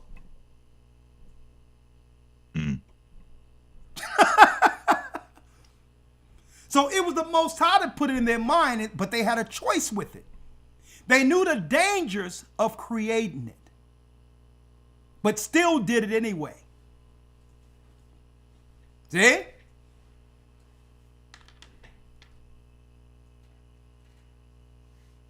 And this is what you do when you're the minority, when you're the smallest amongst all people. You feel you need the weapons as leverage. See? And this is what will do what? It'll protect you not having the numbers when it comes to an army. You don't have the numbers to go against these other nations and to put them under your foot like you would want to. So you would use what? You would need a weapon that would leverage you off with power against the majority. Now, why do they need nuclear weapons? Well, at one point, I'm going to drop this on y'all. Listen to what I'm telling you. At one point, Judah was their nuclear weapon. In every war, when you let Judah loose, Esau would win. Even Hitler said, if you take the no-tell bear, talking about Jesse Owens, and our people out of the army, the Germany would overtake not just Europe, but America. Who did he call the no-tell bear? Blacks. Huh? And then he said the no-tell bear was Swatza. Well, what? That the Jews were Swatza, which was black. So he knew that the blacks were the Jews here in America. We were the nuclear weapon. We were. We were the Buffalo Soldiers. Every war you would send us out, we would win a war. And this is how the United States became great in warfare. Until the Civil Rights Movement, you had Kennedy and you had what? You had Kennedy and you had so-called Martin Luther King and others was saying, listen, why should we fight people overseas and all that when your people is at war with us here? We got to fight here. And Esau was like, oh, there it is. We're going to lose all of the enlistments of the blacks who really fueled the infantry and what? Any warfare on the earth, they would let Judah out there first as infantry to take things down. And they had fear losing that. Judah was the weapon until we began to politically dissuade our people from joining the armed forces. Huh? Let's talk a little history too if you want. Every place Judah would go, the Most High would have he would bless us. And Esau was using that to colonize and to take down opposing countries. Right? Behold, I've created the smith that bloweth in the coals of the fire. Read. And that bringeth forth an instrument for his work. And I've created the waster to destroy. And the Most High says he created the waster to destroy. He put it in their minds to create it. And they was crazy enough to not only do it, but to also use this as leverage in wars politically to bring in a order where Esau could control the earth. Right? He dropped one. They dropped some on Hiroshima and Nagasaki. Speaking of the nuclear weapons, read on. But read 17. Read 17. No weapon that is formed against thee shall prosper. And every tongue that shall rise against thee in judgment, thou shalt condemn. This is the heritage of the servants of the Lord, and their righteousness is of me, saith the Lord. No weapon that's formed, even the nuclear missiles, shall prosper against the children of Israel, folks. Right? When the smoke's clear, the children of Israel will rise from the ashes. And they know it. See? No weapon. That's why we're not fearful of these particular weapons that the Gentiles have with their technology. Why? It was our God who put it in their minds and gave them the insight and science on how to make it. And the Most High assured us when he gave the knowledge to them that don't worry about it. This is not going to affect you. These fools are going to kill each other. Okay? These fools are going to kill each other. Y'all just sit back and watch the God of Israel, the God of the Hebrews, work. Just sit back and watch him work. Right? Let's go now, Elder Lawyer, to Jeremiah 50 and 14.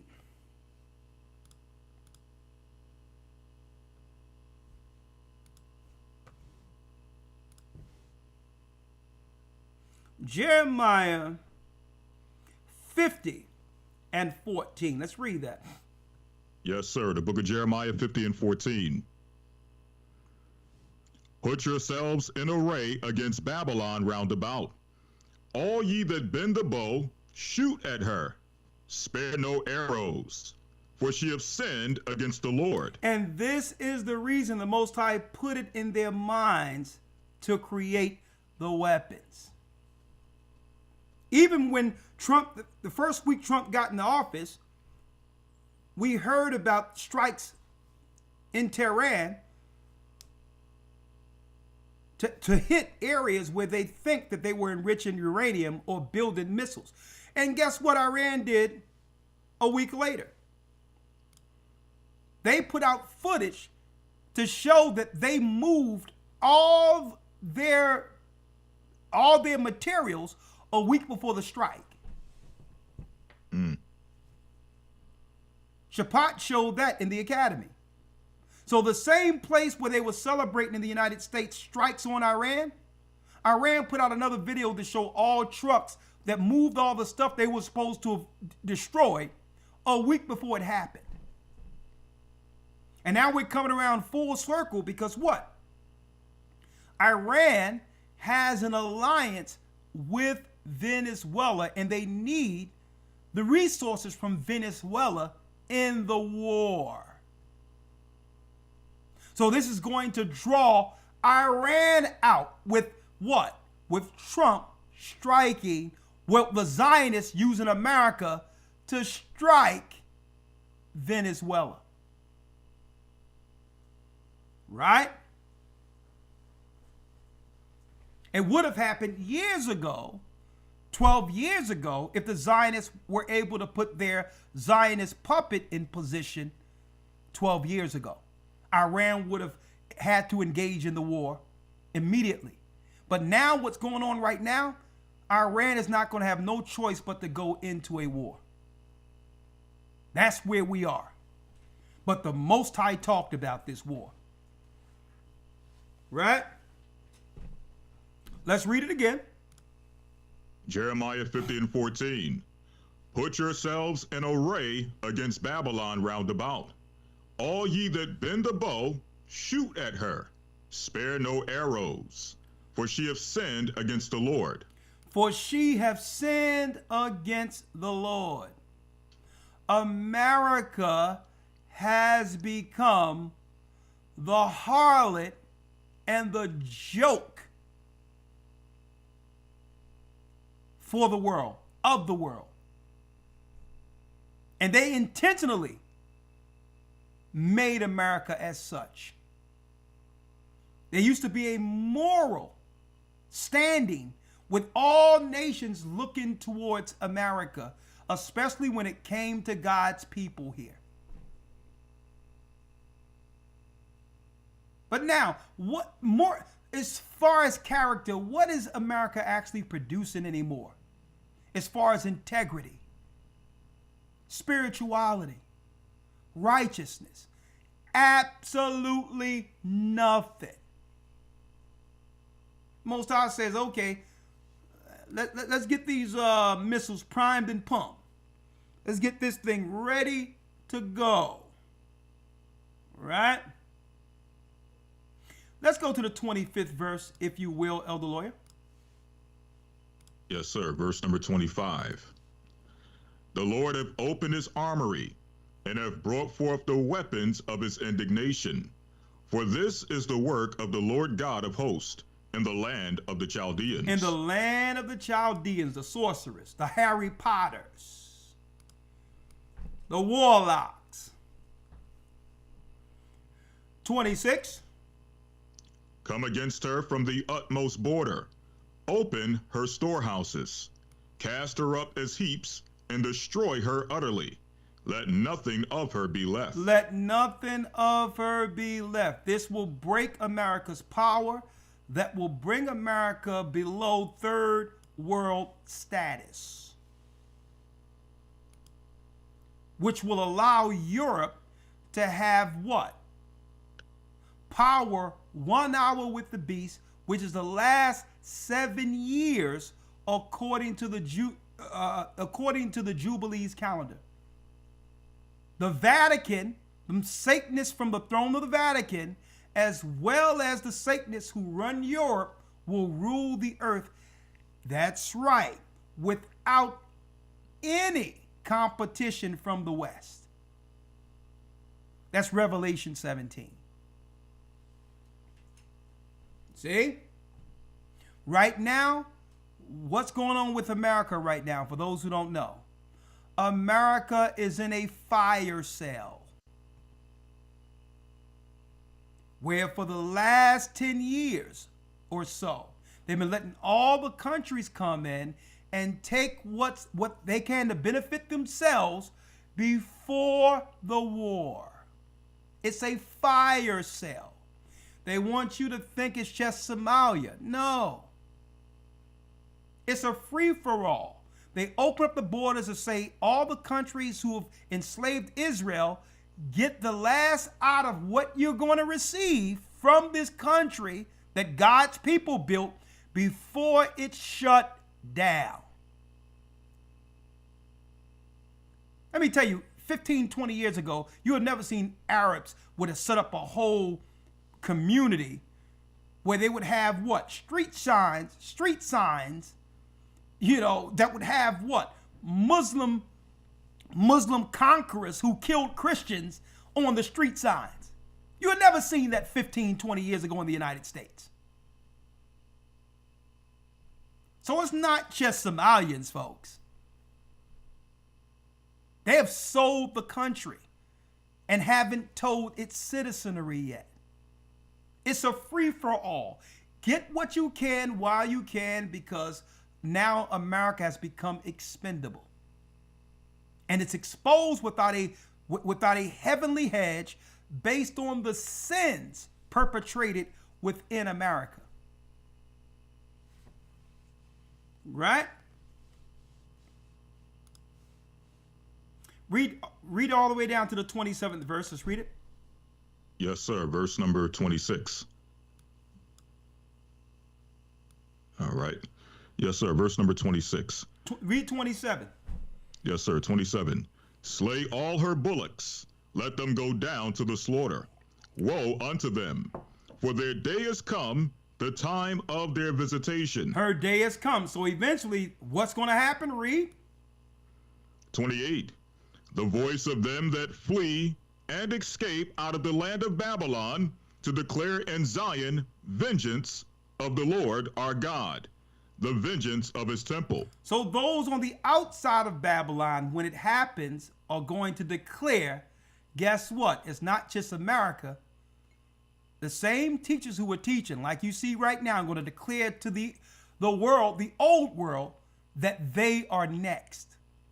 Don't forget, none of this started happening on a large scale prophetically in the earth until Israelites began on these streets teaching the judgment that will soon come here.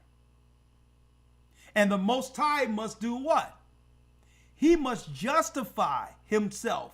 He must show forth the prophecy through his servants, so that the world will know that the Most High have begun to receive his teachers and prophets back. So the Most High is righteous. See? Throughout all empires, he never destroyed before warning that particular country. Going way back before Noah, and even after that, Sodom and Gomorrah. He always sent a warning first. He sent the warning to Nineveh. So you notice we started prophesying to the Israelites, and the prophecy started just coming. God's people started waking up. And then at the end of this, we're going to be on the outside of the country declaring, hey, see what's going on over there? You're next. Huh? All right, Elder Lawyer. Now, let's go to 2nd Esdras 15.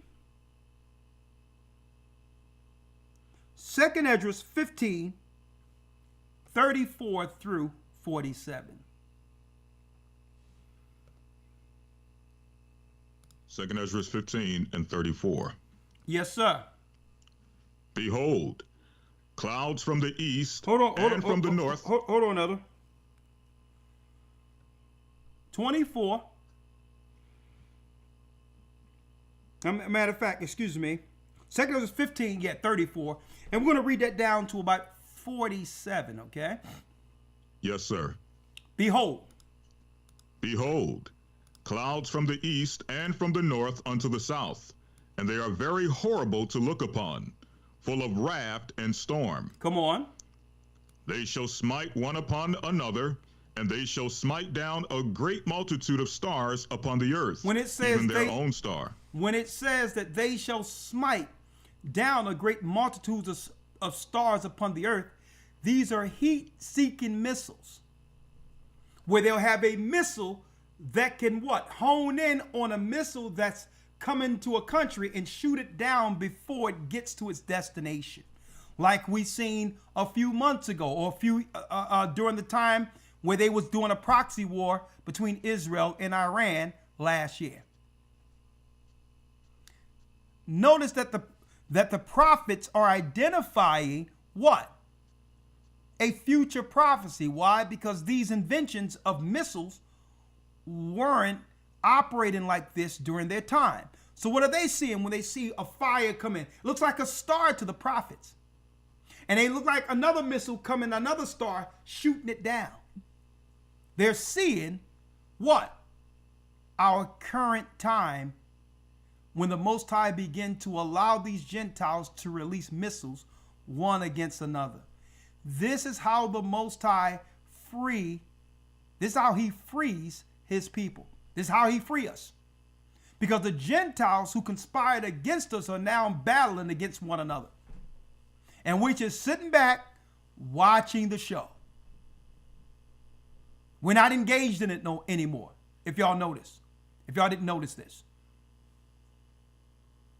They shall smite one upon another, and they shall smite down a great multitude of stars upon the earth. Read.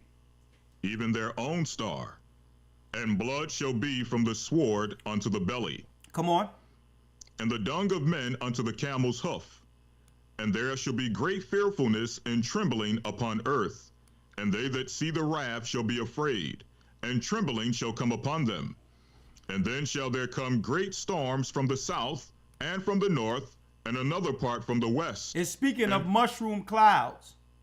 Now that the arrows have been shot, or the missiles. 39. And strong winds shall arise from the east, and shall open it, and the cloud which he raised up in wrath, and the stars stirred to cause fear toward the east and west wind, shall be destroyed. Come on. The great and mighty cloud shall be puffed up full of wrath, and the star, that they might make all the earth afraid. And them that dwell therein, and they shall pour out over every high and eminent place and horrible star. So all the places that people are going for tourism, be it in England, be it in parts of New York, and France where the Eiffel Tower is, all of these places that are recognized is where you'll see the star being hit or the missiles being launched against. In all the popular cities. Read. 41. Fire and hail and the flying swords and many waters, that all fields may be full, and all rivers with the abundance of great waters. Tsunamis.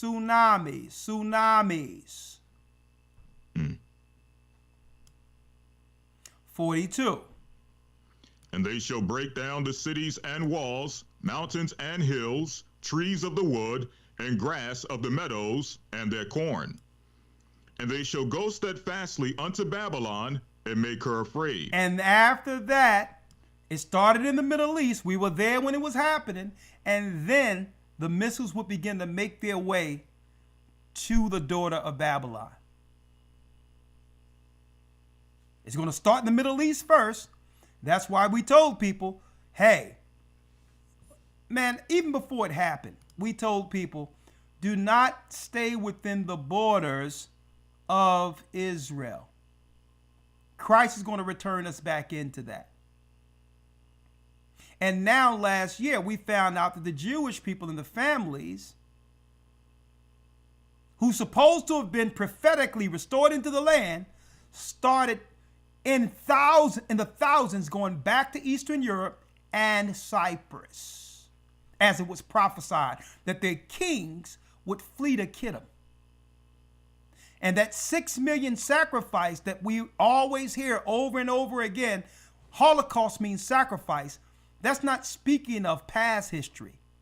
That's a future prophecy of the sacrifices they're going to give Satan for those who were in those borders, including Jordan. A lot of people don't know that the borders of Jordan is the land of Esau. So Esau already started rolling out there, and you got people talking about going back to Israel. You out of your mind. Look at this.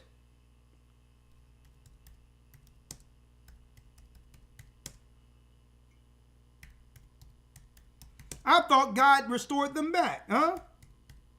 I thought the Most High God, according to prophecy, it brought back God's chosen people. Right? Look at this.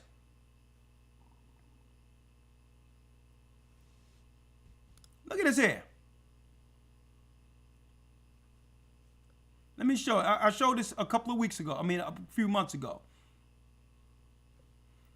Look at this. Y'all, look at this. This is just one area, one story. But they've been doing this for years. Israel see growing exodus. At least 82,000 leave country in 2024, folks. Don't you know they never stopped leaving the country? I thought this was God's people going into the promised land according to a prophecy. What prophecies say you're restored back into the land and then you leave again?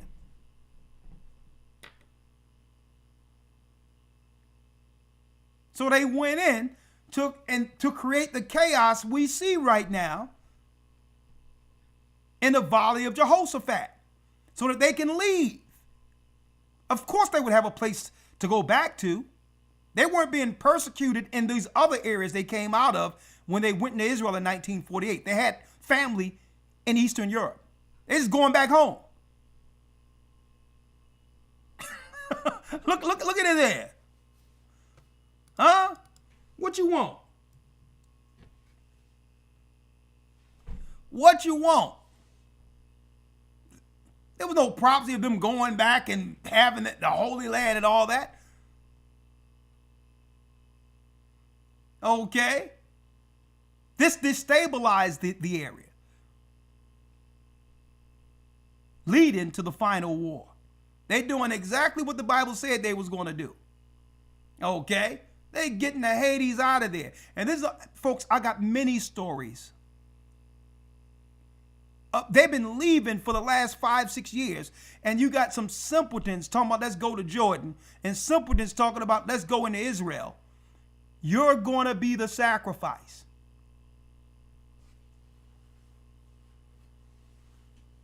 Esau, what do you think he's getting the hell up out of there for? He started the war that's coming there.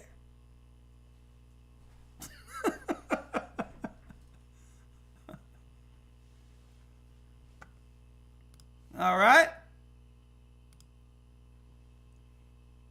Let's end it up. Come on. Yes, sir. Verse 44.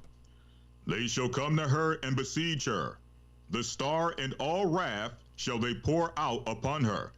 Then shall the dust and smoke go up unto the heaven, and all they that be about her shall bewail her. All they that be about her shall bewail her. And guess what places are going to catch really the brunt of the initial strikes? Remember, you heard it here. It's going to be New York and it's going to be California.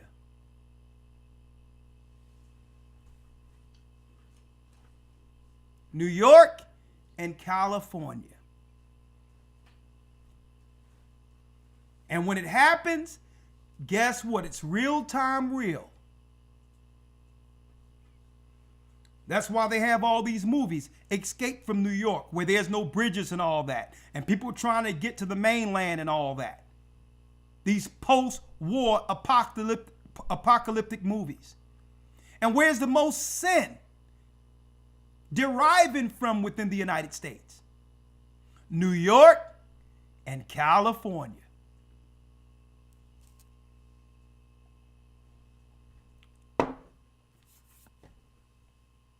Yep. Isaiah 58, 1 and 2. Let's go there.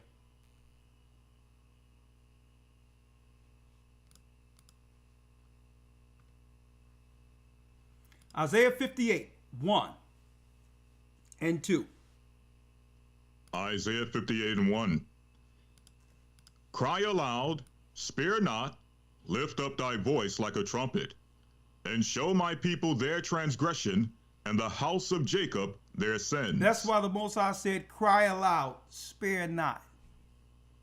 Tell our people where we have gone wrong concerning what? The expectations the Most High have always had for us. In an effort that we can be saved through the fire. How? Read the second verse. Verse 2. Yet they seek me daily, and delight to know my ways, as a nation that did righteousness, and forsook not the ordinance of their God. They ask of me the ordinances of justice. They take delight in approaching to God. So it's time for us to come back to the Almighty, understanding prophecy where we are today. Let's go now to Isaiah 13, Elder Lawyer, to show, according to the prophecy, what nation will be used at the very end, which goes back to Venezuela and their connection with Iran. Let's go to Isaiah 13. Yes, sir. Let's read that. Let's go straight down Isaiah. to the Medes. Yes, sir. The book of Isaiah, chapter 13, and verse number 17. Let's read it. Behold, I will stir up the Medes against them. I will stir up who? I will stir up the Medes against them. I will stir up the Medes against them. See? The Medes are who? Iran. That's the ambassador that we read about in the book of Obadiah. Who took down, folks? Who took down the ancient Babylonians? The Persians and the Medes. So who will take down the current day Babylon or daughter of Babylon? The ambassadors. Iran, the same people who the Most High used in ancient times to take the power from the original Babylon. Hence the reason Israel was in the Middle East to start this proxy war to stave off the imminent enemy who was prophesied to destroy the daughter of Babylon. It's Iran. And part of that war is taking away the resources Iran has obtained through its relationship with the Asherites, the Venezuelans. The Venezuelans. See that? Crystal clear, right? Elder Lawyer, I want to. There's many things I would like to go into, but I'm going to open it up for the people that have answered some questions. But let's bring it to Christ now. Let's go to Isaiah 61.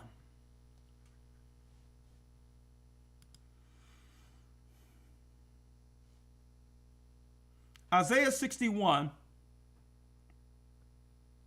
because through all of this, we have to see the end game. And I talked about that from the beginning. For those who missed it in the original, in the beginning of the lesson, I said that even in the beginning of this ministry, there was some trepidation and there was some questions I had within myself, wondering, what is all this for? What am I doing this for? Right? And the Most High made it clear. You're doing it because it gives you a purpose and a duty to the God who created everything. Is that not enough? This gives you purpose and duty.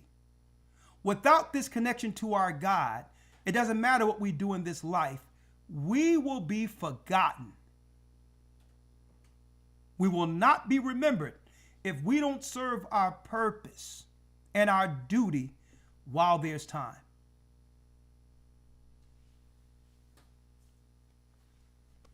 Let's go to Isaiah 61 and let's read it. Isaiah 61:1. The Spirit of the Lord God is upon me, because the Lord have anointed me to preach good tidings unto the meek. He have sent me to bind up the brokenhearted, to proclaim liberty to the captives, and the opening of the prison to them that are bound. It says, and to proclaim liberty to the captives. It's the truth that sets us free. We're no longer bound under the illusion that just because someone have money, status, or power, we're no longer under the delusion that they're better than us, better than our people because of it. We're not under that delusion anymore. We understand the only reason these people are in power is because our forefathers sinned and nothing more.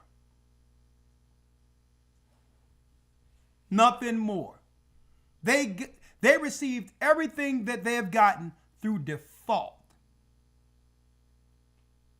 See?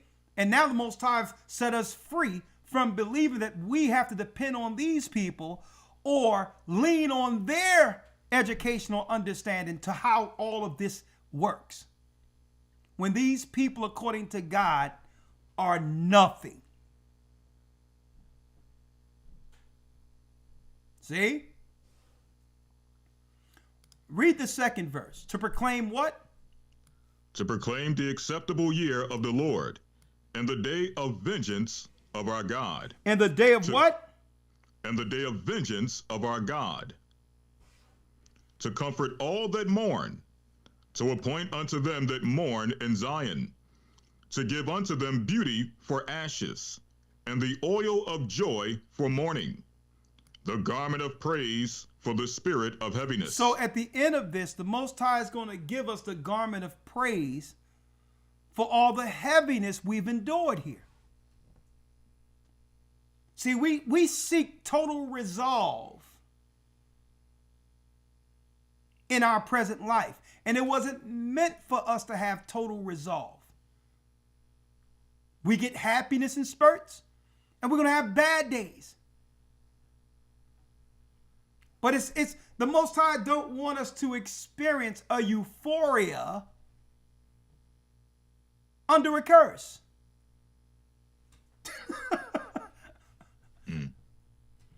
So he's saying, listen, you have to work for this. Yes, I'm going to give you spurts of happiness through this curse, but understand you're not going to get any rest or peace that you've been praying for until my son returns. You must endure. To give them beauty for ashes, oil for joy, oil of joy for mourning. So even when we mourn those we love, at the end of it, when Christ returns, all of that's gone away because those we mourn will be present with us. Hey, where you been? We've been waiting for you. We're going to be like, oh, Mom, Dad, We've been chilling out the whole time. So all that mourning we're doing in this life, the Most High is going to show us all the people who have made it to the other side that we miss and mourn. And it's going to be like they never left us.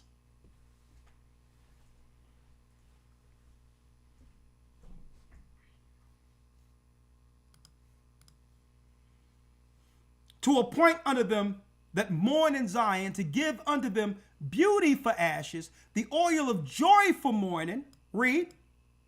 The garment of praise for the spirit of heaviness. For all the hell we have endured from these enemies who silently attacked us and kept us down, we'll have total relief, folks, with no fear of it ever happening to our people again. What I'm preaching to you is what Christ preached when he was what? When he went into the synagogue.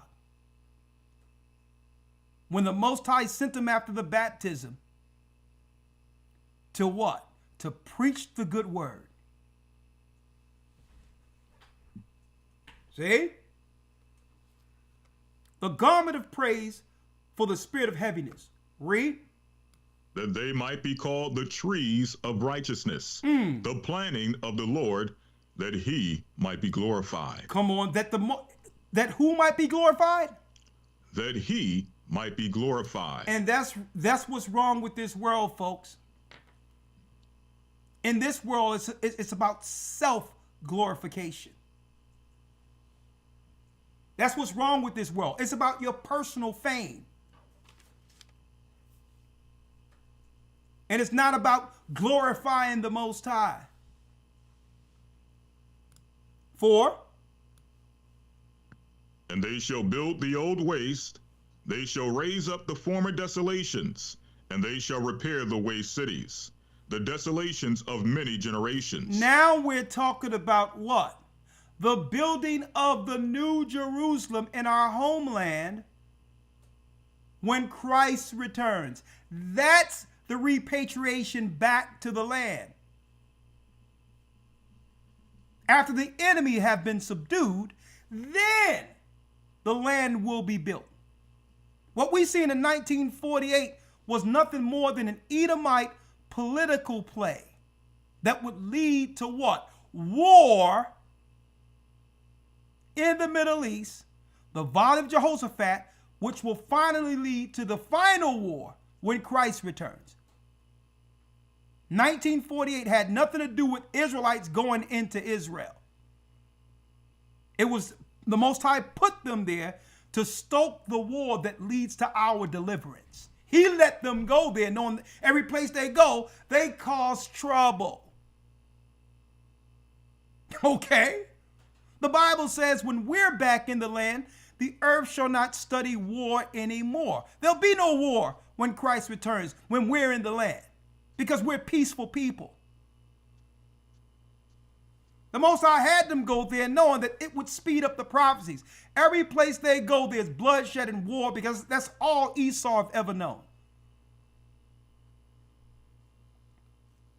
It's to stir that pot that leads to those missiles getting shot throughout the earth.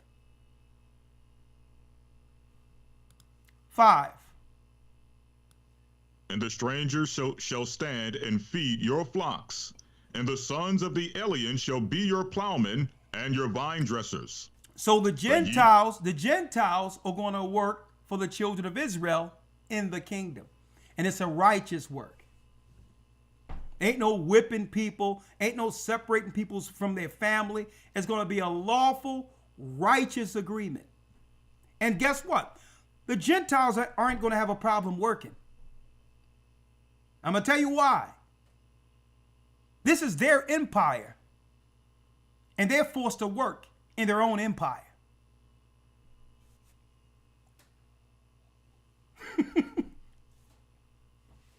So they would rather work under a righteous setup, because at least they get something for their work. A blessed kingdom that have come to earth that they can partake of. They'll be able, once a year, they'll come at Jerusalem and take of the tree of life and a leaf will heal them for the whole year without sicknesses. That means to hell with Obamacare and all that crap that comes with that garbage. It's about what? You take one leaf and your health care plan is fulfilled for the year because you cannot get sick. Total life without death. So what Gentile wouldn't work for that? You see some of these people talking about, when I get in the kingdom, hey, we're going to be whipping y'all women. Man, what scripture are you reading? Who wants a kingdom where you killing and beating up people? These people are crazy, folks. Then they go to scriptures and take it out of context. Isaiah 13 and those scriptures aren't talking about what we'll be doing with other people. It's talking about what would happen when the war comes to the cities, and now the Iranians and others are raping women and all that, like we seen during the time of the Iraqi war, Abu Ghraib, when they were going in and raping their women, like we see at Gaza and all that. That's what it's talking about. The unrighteous using an opportunity to use their authority to rape and pillage women and children, like we see in Gaza right now. That's what it's talking about. Mm-hmm. We're not supposed to be the people saying, "Oh, we got the kingdom now, and let me go and ravish a woman." These people are crazy, folks.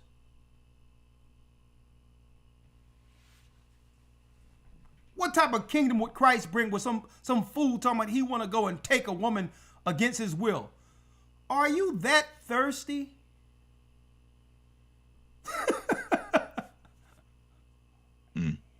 All the glory that comes with the kingdom of heaven, and that's all these carnal nut jobs can think about, what woman they're going to take against their will. They crazy. And now we got to sit around and explain to our loved ones and all that. Well, no, those people are crazy. And this is why the Gentiles and the satanic Jesuits, this is why they signal all of that out before people who are looking up Israelites, because they want the most unhinged, nutty doctrine to come before the truth that Christ would bring through his people. And we got to sit down and explain to our family, no, I know they said that Israelites are saying this. Those people are nuts, okay? They were nuts during Christ's time. That was against Christ. Christ was the Israelite of Israelites that we should follow, according to his disciples. Make it clear, because we have to explain to people, no. It was one guy seen some video, he got so amped up, he went and punched a wall while teaching the Bible. When I get my hand on Esau, I'm like, yo.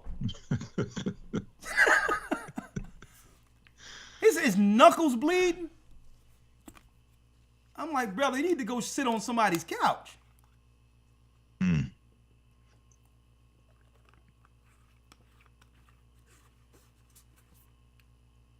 Right? Okay, let's go where you picked off at. Let's pick off from that, because we got to round it out. Yes, sir. Verse 6. But ye shall be named the priest of the Lord. Read it again. But ye shall be named the priest of the Lord. But ye shall be named the priest of the Lord. That's our reward at the end of this. Those in Christ will become the priesthood. Read. Men shall call you the ministers of our God. Ye shall eat the riches of the Gentiles, and in their glory shall ye boast yourselves. And in their glory shall you boast yourself. We're not going to have to pump our chest and all that. The Gentiles are going to say, these are definitely God's people. I knew there was something about these people. And then the Gentiles are going to show so much appreciation. Why? Because what people who've been oppressed for thousands of years, hundreds of years, when given the opportunity, isn't going to seek vengeance against other people. Vengeance is the Lord's. After the first 7-year war, there will be no war after the first 7 years. It'll be rest after the 7-year Jubilee. So they're going to look at us like, man, if we had an opportunity based on what we did to y'all, we would set up restaurants in your area selling you poison. We'd set up beauty shops, hating on you, calling you different names and all that. And then they'll look at us and be like, you're not going to do anything to us? They're going to be like, these are definitely God's people. No, we're not going to do anything to you, but you're going to have to work. Clean up the earth, your people, including you, destroy. That's it. The Gentiles are going to boast our name. We're not going to have to now remind people and reteach the world that our people are the lost tribes of Israel. It's crazy that we have to tell people that we're the people. It's insane. It's evident we're the people. Nowhere in the Bible does it say the children of Israel would be ruling the world at the very end, when it was prophesied that God's people would go into captivity. It's evident we're the people. Read on.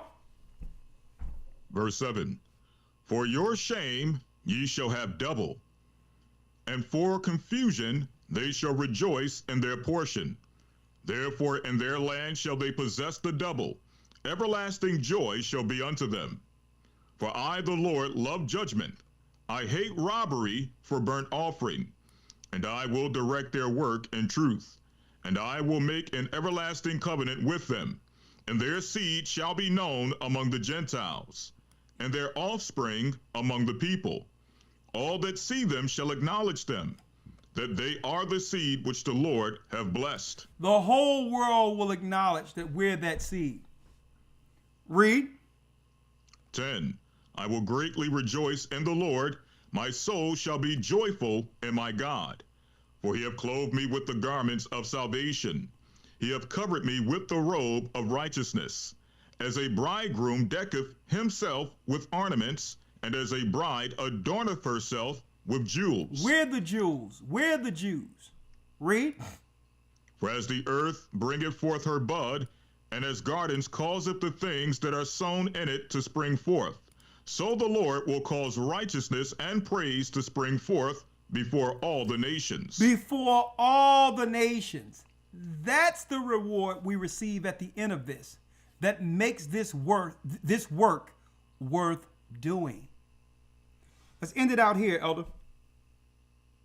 Let's go to Isaiah 66, 18 and 19.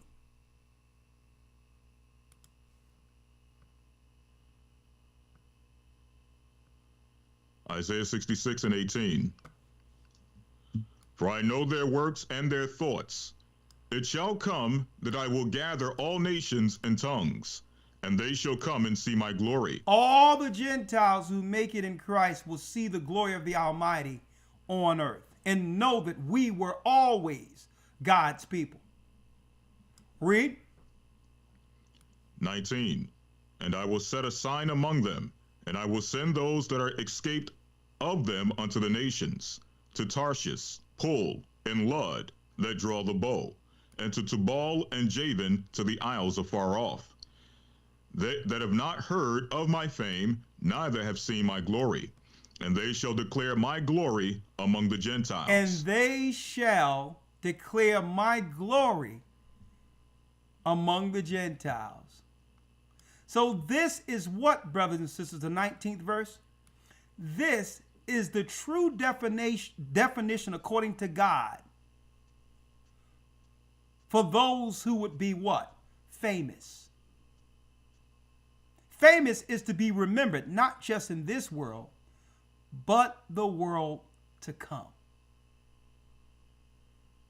Fame comes with those who proclaim Christ's ministry. This is why what?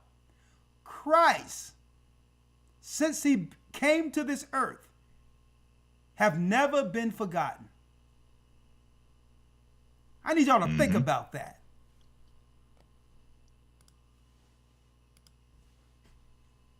He's talked about more now than he was when Christ walked the earth. He's spoken about in more circles throughout the earth now than when he physically walked the earth. That's the true meaning of fame. And guess what? Those in Christ would take that fame over anything Satan and the synagogue of Satan has to offer our people as a what? As a temporary status. But the status we're talking about here out of the Bible, folks, that status lasts forever.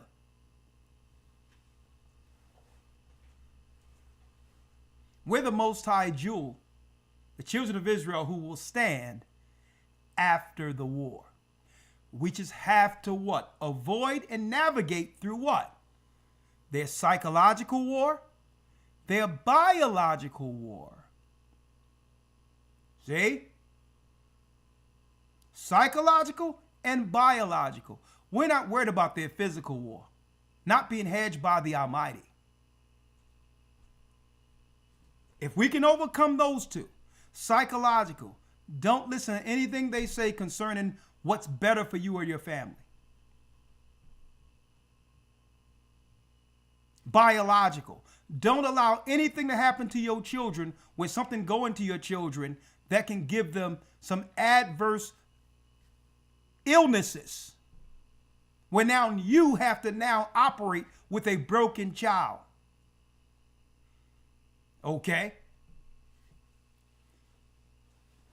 Don't trust anything they say, because Esau is what? He's in perpetual war against everyone. With that, I can open it up for a few questions, and then we'll get ready for tomorrow. Abraham Seed, Hebrew and Bible Academy. And for those who don't know, this academy is off the chains already. Beyond 2025, hope after Armageddon. And get ready for many false flags in the coming year. We're talking about what? 2026. So-called 2026. Get ready for a bunch of false flags that will justify what? Military on the ground within the United States. Get ready for it. They're going to use the Somali thing and all of that. They're going to do the same thing they did over in Gaza. Okay? So be careful. Stay prayed up, sin not. We will soon see Zion. Beyond 2025, hope after Armageddon, week 3, we'll be dropping the truth concerning Abraham. And we're going to expose the lying theology of the Christians claiming that God have done away with his people, so that these criminals we see can now before the world claim to be God's people as the church. What church? Where is Christ's church in this earth? A bunch of crazy, satanic, evil people in position, ran by Sodom and Gomorrites. So that and more we're going to talk about Sunday in the academy. You can still enroll. Go to historytimes.org to enroll. Also, if you would like, you can donate and help the church. GOCC Report is the Cash App, $ GOCC Report. Make sure it's spelled like that, because others are making Cash Apps close to this so that it can mix up and you can send the money to them. Probably some overseas scammers from India and others from other countries who find their way of stealing money. It has to say $ GOCC Report. That's the only Cash App we have. Okay? The other thing, if you would like to donate outside of Cash App, you can go to gatheringofchrist.org, and all those options for donation, including for this ministry, this online ministry, is an option, including what? the I Am Royal Academy for our children. Okay? We need financial resources to support this because what? There's nuts with septum rings and all this other stuff teaching our children in school. All right? All due respect to them. The insane are running the asylum, okay? We have to now teach our children separately, knowing that they're seeking to implode, if not already, the whole educational system. All right? With that, I hope you've been edified. Go to gatheringofchrist.org. Support the work. And next week, I would like to announce there will be a baptism. There will be a baptism. I spoke to Quadam yesterday. He's going into Colorado. We spoke about it. And while he's there in Colorado, I'm going to have him and Deacon Yashar do a baptism for all those in Colorado who would like to be baptized, okay? And you've been following the church for a while. I'm going to make some exceptions, knowing that time is short, where even if you need to get baptized and then join the baptism class and all of that for the next couple of months so that you can at least be in the know for the doctrine. At least you have that opportunity to be baptized while there was this opportunity. So we're trying to speed things up in people instead of people waiting all this time. So as long as you get into the baptism class to understand the doctrine you're baptized in, we will allow those who would just like to be baptized in Colorado and would like to be a part of the church, we will allow you next week to be baptized, okay? So if this interests you, Elder Lawyer, I'm going to have them in particular, only from Colorado, send an email to goccSouth@yahoo.com, Elder Lawyer. All right? Yes, sir. And that way, for those in Colorado specifically, we can reach out to, have Yashar call them so that we can have a baptism there. I'm sorry I can't get there. I'd rather do a mass baptism myself, but right now, we're going to have to, this week I'll be burying some of my loved ones. Okay? All right? So, and if you aren't baptized, we will make time to get to Costa Rica and all these other areas. Don't worry about it. We will make time. You'll hear of those announcements soon. What I'll do now, real quick, if you have any questions concerning doctrine or something, here is your time. You can text 445-888-2759, and I'll open up the next 10 minutes for Q&As. The next 10 minutes. All right? In the meantime, let me go here first.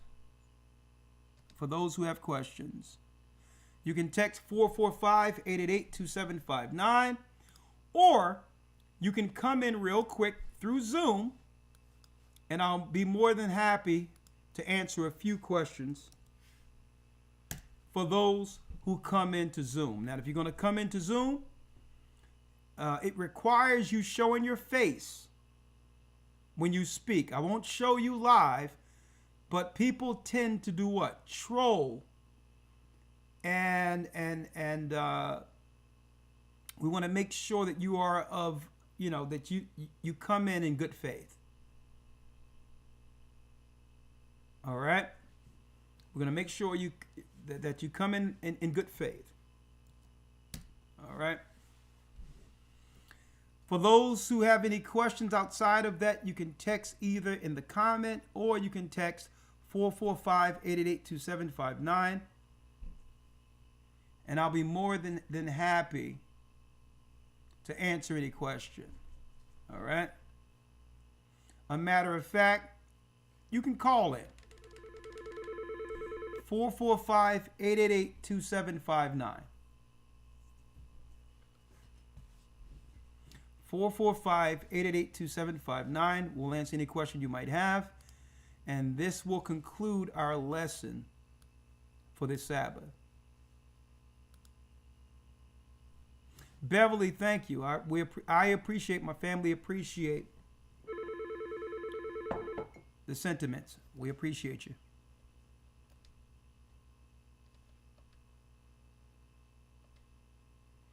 Okay, let's start here.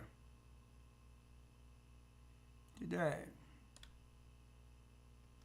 Let's start here.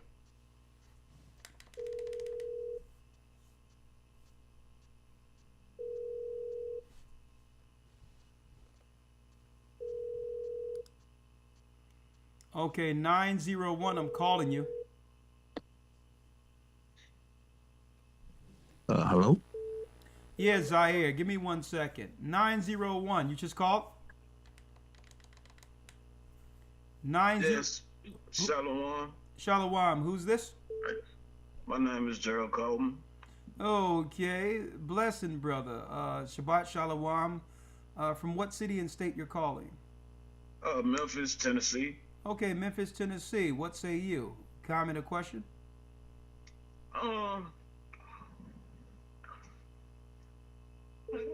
We so shocked right now. I called the number because I was just gonna text, and I'm coming to place. Okay, brother, but hey, time is of essence. Talk to me. Everything's funny. Is there a purpose for the call or no? Are you just happy to get? Yeah, it's good to hear your voice, man. I really would love to meet you guys. And Thank you. It's great to hear your voice too, my brother. But I'll tell you what, I'll call you when outside this. Now that I got your number, and let's get somebody in that has questions. Okay, I'll call you. Okay. All right, blessings. I'll bring you in a second, Zaire.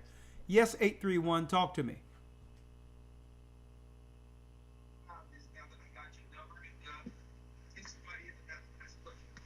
831 area code.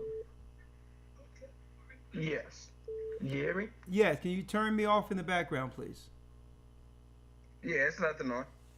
Okay, talk to me, sir. Your name, location? Yeah, our name is Izzy. Yes, Izzy. Blessings, Shabbat Shalom to you. The floor is yours. Talk to me. Yeah, I was just kind of wondering. I was just listening to the video. And I kind of was just curious about, like the scriptures that talk about, because we look at the scriptures that talks about all these things that are going to happen in the earth. Yeah. But like when I see the scriptures, like how it talks about how the weapons of God's warfare are not carnal. Yeah. So how do you see that scripture? Well, that's a good question. I see that scripture is because the Most High's weapons of warfare are not carnal. It's spiritual war. But the carnal weapons are carnal, right? The carnal people weapons are carnal, correct? That's correct. All right. Theirs can be carnal, All right. yes. So knowing that, we're not going to win a war against the Gentiles carnally. See? Our warfare is spiritual. Like, for instance, it didn't take me no gun. It didn't take me a knife or anything physical to pull people into the Word of God and to have them serve the living God. Nothing physical was utilized for that. The Spirit awakened God's people. When the Gentiles, they colonized and forced people into religion through carnal warfare. See the difference? See how our spiritual teaching without harming anyone have given them access to the throne. That's the example of the weapons of our warfare aren't carnal. We didn't have to force people to find God. The Spirit of the Almighty through the Holy Spirit have awakened them. So you just suppose the spiritual side of the warfare against how Esau used carnal warfare to put people under subjection. You understand that? Yeah, yeah, of course, yeah, I get what you're saying and the logic behind it. I'm just highlighting that, like if Esau's or any of the nations, like we could say that their weapons are carnal because of course we know they're carnal people. But what I'm saying is that when we're saying that God is going to come and do things carnally to them, then that means his weapons would be carnal. Okay, well, who said that the Most High is going to do something carnally to anyone? You heard me say that? No, I'm saying we're talking about how the Most High is going to brother. destroy the nations. Hey, brother, we're going to slow it down. Right. We're going to we're going to slow it all the way down now. Because maybe you misheard something. There's nothing we said that would imply that the Most High is going to carnally do something to someone. Right? But if someone die in a war when Christ returns, you may see that as carnal, but the Most High see that as judgment. You know when Christ comes to judge the wicked that many people are going to die, right? You know that, right? When Christ comes to judge the wicked? When Christ, I'm going to repeat it again. I don't know if you hear me clearly. When Christ, okay, listen to me again. When Christ appears to judge the wicked, that many people are going to die in judgment. You understand that? I do understand that. Okay. Would you consider that a carnal judgment? No. Okay. So we don't want to accord then. Because now we understand the difference between the two. So I don't understand your point when you said, well, you don't understand when it says the weapons of God's warfare aren't carnal. It isn't carnal because we're teaching. Let me show you the weapon of the Most High right here. I can do more with this book without harming one person than Esau can do with any weapon. So that's what that means. Right? Here's my weapon right here. The Holy Bible. So my weapons, we can do way more in gathering people under one mind spiritually without harming one person, using the Spirit of the Almighty. And it'd be the Holy Spirit that would gather his people. That's more powerful than having a weapon to force people into believing in God or whatever mankind would like to push. That's the example. Right. So where's the misunderstanding coming in that is what I'm trying to understand. I mean, no. I mean, really, there's a like a whole. I mean, there's so many. I know we don't have time for all that. Okay, I'm going to ask you again. Where is the misunderstanding? I mean, I'm answering it. I mean, you kind of like you keep. I don't know why you're cutting me off. I'm going to tell you why. I'm telling you why because you have to be direct, and I'm dealing with time with other people who are waiting. So you got to be direct. I'm being very. Okay. Well, I'm saying that we understand that when the Most High is speaking about, the weapons and all these things, I mean, the scriptures tell us that it's a sword of the Spirit, sword of truth.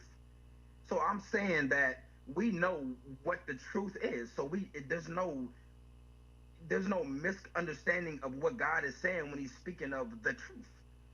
Like, if we understand what the truth actually is. Hey, brother, I'm trying to edify. I'm going to say it again.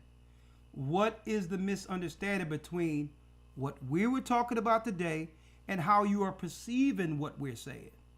Where is that disagreement? The misunderstandings for me is that we're still looking at things carnally.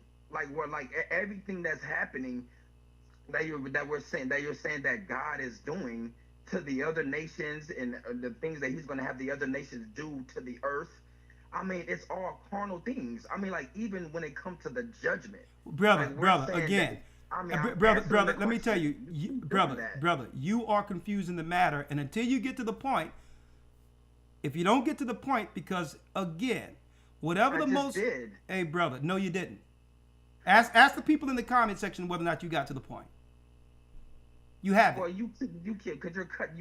Respectfully. But you keep cutting me off. Brother, the reason why I'm cutting you off because you're talking in circles. Okay. I mean, that's to you, maybe. That's fine. Yeah, because I'm edifying through the scriptures. Where's your But you're not edification? trying to hear what I'm saying, though. Brother, You brother, said to me, listen. You're Brother, not trying to hear it. brother, you need to just sit back and learn, okay? I have learned. Okay, keep on learning. All right? I'm Keep on learning. well. Right? Because if you could teach, you wouldn't be on the phone with me trying to contend on the Sabbath. You would have somebody listening to you. Hold tight. And I'm brothers and sisters, I'm going to answer to why I've dealt with this brother this way. Right? I dealt with this brother this way is because he's coming in. The brother's coming in. He's coming in disingenuous. It can't get any clearer concerning what we broke down in the lesson today concerning how things will unfold on the earth. There's no confusion on this part. When the Most High set up empires and had Babylon taken down by the Persians and the Medes, there was physical war there. Okay? So is that saying that the Most High is carnal? So that's a ridiculous argument that leads to nowhere. And these are people who would like to teach, but don't realize why no one will ever learn from them, because they confuse themselves. He don't need to be contending or debating. He need to be learning. If he don't know the difference between spiritual warfare and carnal warfare. That's not an issue with me. The issue is with him believing that he knows the Bible. And he's too proud to say, you know what, elder, I don't know. He's too proud for that. See? And if he could do what he was doing, if he knew better, then he would be teaching right now. Okay? So I would pray for the brother, but I made it clear to him the difference. You got spiritual warfare, you got physical warfare. And when we say the Most High put it in the minds of them to create the waster to destroy, yes, that's a carnal weapon. But when men use it, that's the carnality. When they have a choice to follow the Spirit of the Almighty. And that's what the brother that's why he don't understand the difference between the two. Okay? So, we can't waste time because there's people who actually would like to get some edification today. All right? And I'm not going to make it between him and I because it's a waste of time. Zaire, you can unmute, sir. Shalom, shalom. Happy Sabbath. Bless Shabbat Shalom. How are you? I'm all right. I'm all right. Can you hear me well? Yes. Let me make sure. And I gave him a time to be able to explain what he was saying, like what was the disagreement, and he couldn't get there. So, yes. Say something, young man. Yes. Check 1, 2. Yeah, I can hear you. I can hear you loud. What's your name? Zaire? Yes, brother Zaire. Okay. Question and no comment. Talk to me. I have a question, or a comment and a question. Yeah. Well, first of all, I want to commend you, brothers. I've been watching you and Elder Lawyer for about I was since 14 years old. I'm now 27. Look at that. Yeah, I've been watching you for a very long time. My dad introduced me to you, to y'all. He was in the same situation you was at, the first church, I believe he told me, in 125th Street, Israelite Church. Yeah, it was called. We were with the when I was a kid, actually. I was in my early 20s. The Israeli School of UPK, and then eventually it splintered off. It became the Israeli Church at UPK. I became a general up in there, and the rest is history. All right. Yeah, same reason you left. He did the same, and he introduced me to you. Like I said, when I was 14. Hey, brother, I would like to always correct this. I didn't leave. Okay? I didn't leave. All right? I was told to leave, but no one ever told me why. But look at the ministry. I understand why now.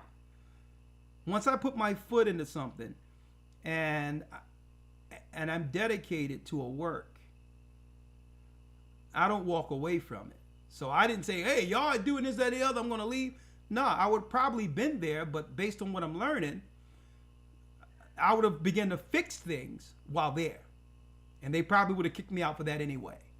But again, no one ever told me why I was gone. They told me to get up and leave, but now I understand why.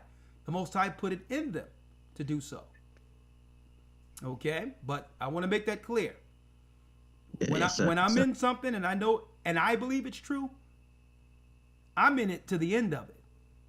And if it would have been right there and they would have told me to leave, maybe the Most High was moving me into something, I don't know. But wherever he moved me, it would have been fixed there. Okay? Yes, sir, I agree. All right, but go on. And yeah, like I was saying, I was just watching you for a very, very long time. My question is though, I was baptized in 2019, I believe, if I'm not mistaken. I'm now in a situation. I just need some advice for it because the class that you presented out really good edifying class. Thank you. Praise the Most High. But it also kind of frightens me. I know the Most High doesn't give the spirit of fear, but I'm in a situation where I got a medical condition, and there's it's a lot I can't even do. Okay, I'm trying to do. What is your medical condition? It's called POTS. And what is that? It's well, I can say the acronym. It's postural orthostatic tachycardia syndrome. It's a condition where if I stand up for a long period of time, it can make me really dizzy, lightheaded, also faintish. All right. Is that something that's autoimmune? Something that came through an adverse reaction, getting stuff up in you? Well, they told me it's a nerve issue. Listen, they always say. Let me show you something real quick, young man. Look at your screen. Okay. Look at your screen. On the screen, real quick, and I'm going to show this Sunday. It's a thing. They was like, and this is not from me. This is from the National Library of Medicine, okay? The National Library of Medicine. Y'all can look this up yourself, right? Now, this is not me. I started looking into things, including the shots, right? So I want you to see something. Look down here where it talks about different side effects, right? It talks about inflammatory arthritis, skin rashes, even alopecia. A lot of our sisters who lose their hair don't want to say anything because they understand they're losing their hair and they need to get the weaves and the wigs because they don't know it could be something that a choice that was made to help them is an actual side effect where they have hair loss at an early age, right? And they don't know that it's inflammation and autoimmunity, and they don't know it's from some of the stuff they chose to get, right? So I started looking into these things, and I started even when it comes to blood vessels, right? Right? Yeah. Inflammation in the blood vessels, right? So who knows how long we've been affected by some of this stuff that we were told was for something else. You understand? Yes, so sir. I use this as an example to say, hey, don't ever agree to anything that you don't know the side effects of it long term first, because they'll always try to explain it off as some type of genetic dysfunction with you. And they'll try to claim that they don't know where it's come from, it's genetic, and that it could be hereditary, but they'll never tell you what was in the excerpts of some of the stuff we received that our mothers and fathers trusted blindly. Okay? So again, a lot of inflammation. You can't walk, arthritis, and certain things that are happening. It could be a direct result of some of what we're seeing here. So what they'll tell you, this is what they'll tell you though. When you do find out, it'll tell you that what you decided to get outweighs the associated risk, even though one of the risks could be fatality. That means you're in the spiritual world waiting for your change as a side effect. But guess what? The risks, right? The benefits outweigh the risk. So who does this benefit is the question. They'll have you believe through their psychology that it benefited you.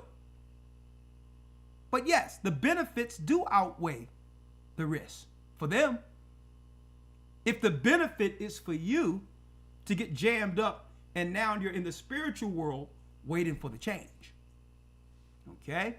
So I wanted to put that out there. Usually the majority, young man, of our health issues stem from one place.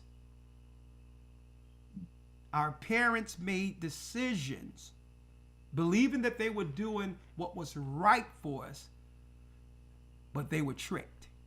They were deceived into believing that they would be unfit parents, listening to the enemy who was seeking to destroy their children. Got that? But you're asking, well, since you're dealing with an adverse reaction or something wrong, that you fear what's going to happen to you. Young man, you have nothing to fear. Serve the Most High. Keep His commandments. Utilize the faith of the saints, young man, and you'll be healed. What you need to do now, how long have you been dealing with this condition? We're almost going on 3 years now. 2 years. Now let me ask you, and be honest. Yes, sir. Be honest. You don't have to be ashamed. Yes, sir. When all that stuff broke out and people were scared based on the pandemic and all that, did that lead you into getting at least a shot or two? No, sir. I was not. I was in England at the time. I was trying to congregate with over there, and I never got the jabby jab. Okay. At any time in your life growing up as a child, have you ever received any type of stuff in you that could one day, as your immune system get compromised, be time released? Let me put it that way. That is a yes. That was the last time I checked. I looked at my records, was about 12 years old. Yes. 12 years old. Your parents did something believing that it was the right thing to do for you to go to school or whatever, right? Yes. Okay. Now, there's some stuff naturally that you can get that can help you with that issue. Okay? What I would suggest is text me at 445-888-2759. Okay? Is that the number shown on the The number showing on the screen. Okay. Text me, and I'm going to text you what you would need to be able to begin to heal the damage that would not have been there otherwise. They tricked our parents into allowing bio warfare on their own children. Okay? We can't blame the parents. We were shamed into believing that we were unfit unless we listened to those who claimed they knew what was better for us. Okay? So it's the enemy is going to do what the enemy does. Yes, sir. Yes, sir. All right? But now what we're going to do is work on not just prayer, but putting the correct things in your body, Zaire, that could reverse the poisons. Okay?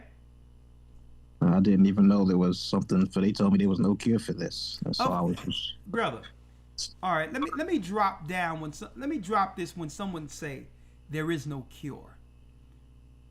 I mentioned earlier that some of the greatest weapons that Esau has are what? Psychological first, right?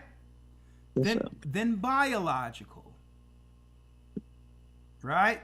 With them being the smallest amongst all races of people, they must trick and deceive people to even the playing field, knowing they're outnumbered. So psychological. Christ said have faith, right, young man, Zaire? Yes, sir. He told the woman that was healed that as much faith lies within you, today be healed. Right? Yes, sir. So it's he put the onus on her to have what? Faith. There you go.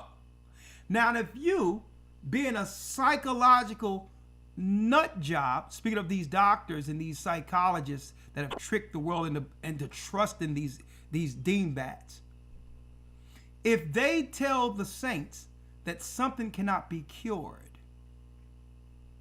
right? Then your belief system will not allow you to overcome the sickness, because they've capped you with a ceiling to have you believe that something cannot be cured. Who the Hades are them? Who are they? So if they can convince God's people who has power beyond them that something cannot be cured, you can only exercise that amount of faith to be cured. Now, if Christ was standing before you, he would say, as much faith lieth within you, young man, be cured. And you had faith in a power beyond this world, you'll look at your illness as something that can be easily overcome.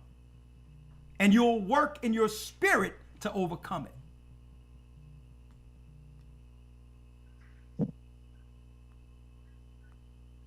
In your spirit, yeah, that makes sense. Because I've been trying everything, like flesh-wise. They told me to do, like, drink a lot of fluids. You still talking about what they told you to do, and that's fine. Drink a lot of fluids.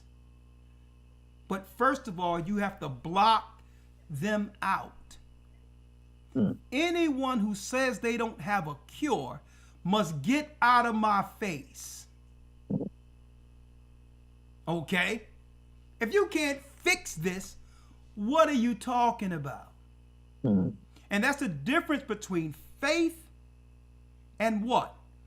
These carnal Dr. Frankensteins.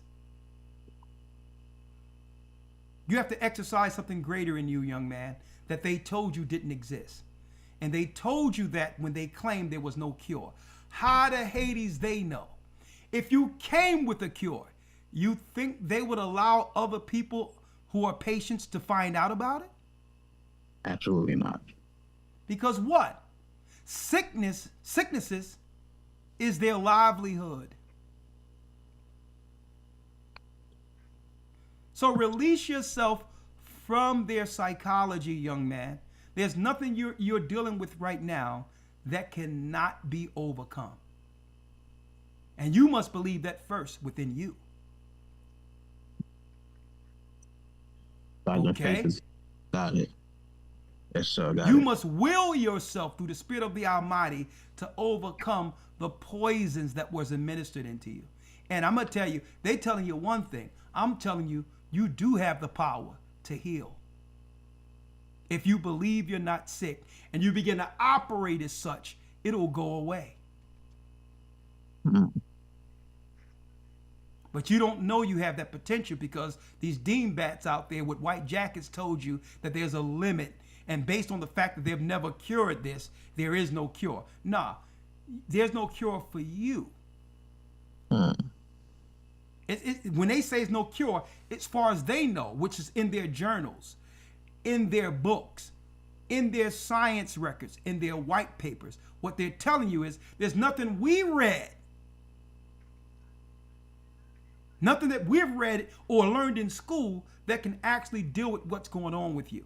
That's what they mean when they say there is no cure. Okay? Yes, sir. Yes, sir. Let me make it clear, young man. Hospitals and doctors aren't in the healing business. Okay, they're in the sickness business. If you were healed, if Christ was on this earth healing people, there'll be no need for these pharmacies. There'll be no need for these hospitals or doctors who make their money off of sicknesses. This is why the majority of stuff they will give you in these pharmacies, and when you go into supermarkets, and like, let's put it in the supermarkets, why do you think they give you all this stuff for free? Oh yeah, get your stuff. Hey, have you got this? Have you gotten that? Why do you think they give it to you for free? So that they'll have a lifetime customer. Okay? It's like a drug dealer who give their what? Who give their first customers a free dose to hook them. So, brother, you've been poisoned. And first of all, you must what? You must accept that point first and acknowledge that in your mind. I've been poisoned. And now you can face and deal with the illness now. Ignoring it away and not dealing with this injury is not the way to overcome it. You must first say, I've been poisoned. And guess what? If I get a snake bite, young man, guess what? If I get a snake bite, I immediately try to find a what? An antidote. Antidote, yes, sir. If you don't admit you've been poisoned, you're not going to seek what? A cure.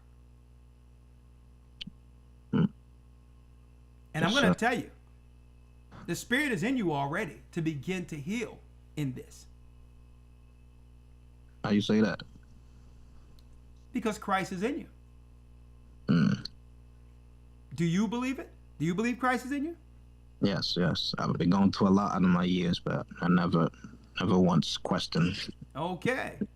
So are you going to focus on pulling from that source, aiming that towards whatever sicknesses are in you? Yes, sir. I will start. And like, for instance, it's things that I can't say on this particular platform right now with the guidelines. But young man, you can easily get over this.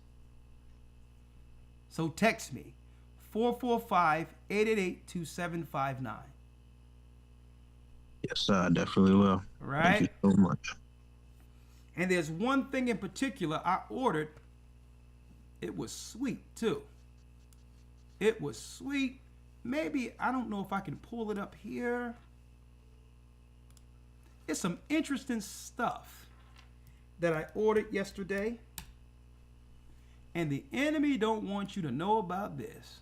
Let me see if I have it. Okay, let me get a list of some of the stuff that I ordered. Look at this here. I'm going to put something on the screen real quick and have you see this, young man. This is some good stuff. And I'm just going to put this out there real quick. Amazon. I'm going to blow this up so you can see it, young man. What is this here? Just something that I see. It's called foreign. Just something I seen. Just, and I'm not getting paid for advertising this or anything, right? Let me show you right here. Remember when the Most High said that at the very end that there's going to be a spirit that will hit to the earth that's called wormwood? Right? There's some stuff right here called foreign protein cleanse. And it says here for some reason it's on my screen, but it's saying that it has a healthy spike response for some reason. Just putting that out there so y'all can see. I ordered I wanted to give this to a few people who were scared during a certain time and didn't realize that probably something is floating around in them that will be released later in life that may show up as something else. But maybe if we can get in front of that healthy spike response, you know, some food grade type of dealios here, maybe things, you know, will be okay. All right. There's one other thing I ordered for myself. I'm just putting it out there. I'm not really sponsoring anything, but there's some good stuff out there. You do this with the Spirit of the Almighty and some prayer and some consistent, healthy diets. And who knows, maybe one day you can run into something like this. Global, there's some nice, sweet stuff right here. Global Health Center. And this stuff right here, man, I'm going to tell you something about this. Right? Let me get this out of the way. Right? I'm taking screenshots as you show it. Okay, I'm going to throw it here real quick. Man, this COQ10 and BioPQQ for focus, memory, heart health. Man, you talking about some natural stuff. Man, you do this along with the other thing out your show, man, and then do some prayer. Make sure you eat and drink right, and you get all the foreign stuff out of you. Let me tell you, because part of the ministry is being able to heal from the bioweaponry that have been aimed against our people. The first thing Christ did was he started healing the people, knowing the enemy was making God's people sick. Okay? Yes, sir. Young man, it starts in your mind first. Don't ever let somebody tell you that there is no cure. Who the Hades are they? Don't let anyone play some psychological trip on you. Some simpleton who went to school somewhere can tell you what your God can't do, what you can't do through the Spirit of the Almighty. Mm. Only the devil would tell someone there is no cure. That's right. All right. Yes, sir. I see that spirit, that confident, that spirit of boldness growing up in you right now. It's emboldening you right now, ain't it? Yeah, even though I haven't been smiling a lot lately, like it really bothers me that sometimes I can't even congregate because of the frequent dizzy spells. So well, yeah, let me ask you this, young man. Let me ask you this. Huh? Are you scared now? No, I feel like I can walk down a couple of blocks right now. I feel like. Okay, hold up, young man. Hold up now. I'm gonna ask you a question again. Yes, sir. Let me see right here. Zaire, where you at, young man? Oh, where I'm located? I'm in New York. No, just tell me this. As far as your faith, when you called me, you was originally scared. What do you feel now? I feel that's what I can say. Like my chest is puckered out. If you know what I mean. Feel much better. Like yeah, that spirit of depression was on me before I called. I'm not gonna lie. The spirit of depression was on you before you called. Yes, sir. Now you see why they feared Christ and the disciples who Christ gave the disciples power to stamp on serpents. You see why the enemy feared him? Sir. Because the world powers, young man, don't want you to tap into what's in you. You are a chosen seed of the Almighty. Don't ever believe the enemy with their psychological warfare. There's always a cure. There's always an antidote. First starting with whether or not you believe Christ is in you and can heal you. You got it? Yes, sir.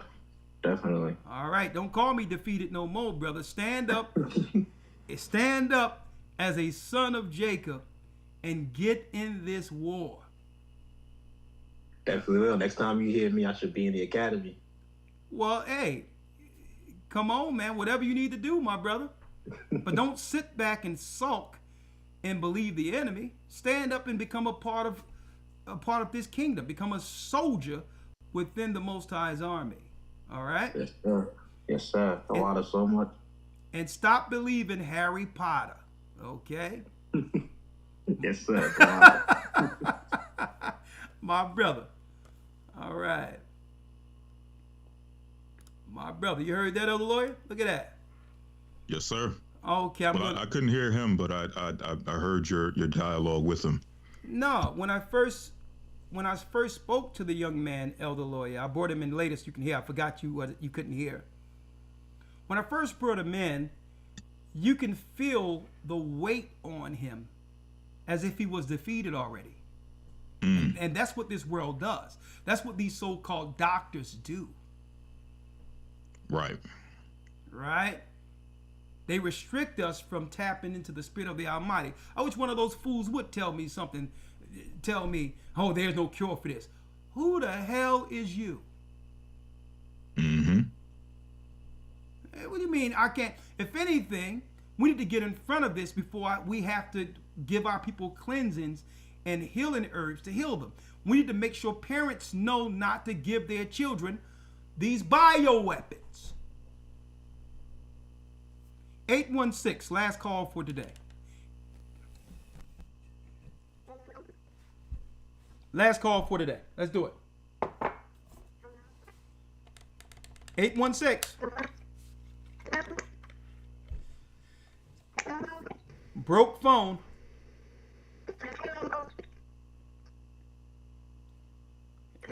Hey, sister, it sounds like you caught up in a tsunami right now.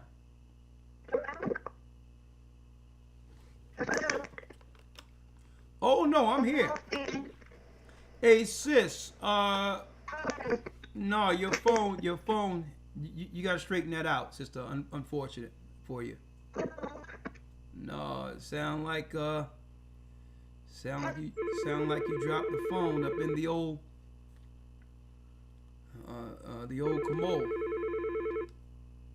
Last call for the day, Tiffany.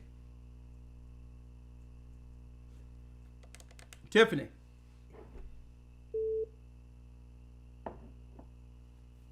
All right, Tiffany. Going once. Hey, Shalom, Melder. This isn't Tiffany. This is Micah. Yes, Micah. Last call for today. I gotta go. Yes, sir. Already. My name is Micah Koenig. I'm out here in the Houston body. I just had a question about basically just some advice that you would give to young men, especially in these times. You know, that is, I'm 20 years old myself, and you know, just kind of with everything that's going on. Sometimes, you know, I work out, I do things like that. You know, I stay in my word. But sometimes, like especially in these times, it's kind of hard to, like, okay, navigate. All right, am I doing the right thing? Like, is the Most High mad at me? Not in the sense of like, is the Most High mad at me, but like, you know, when I kind of look at, I wouldn't say other people, but I'll be like, man, like I feel like I should be further along in a sense. So I would just, if you just had some advice, or just something that to tell us younger men, like, hey, just like to keep our mind, you know, on a balanced ground to just keep on going, because sometimes I could get in my head thinking I'm too far behind than where I actually am. Okay, let me tell you, young man, that's a natural that's a natural scenario for someone your age. Okay. Right?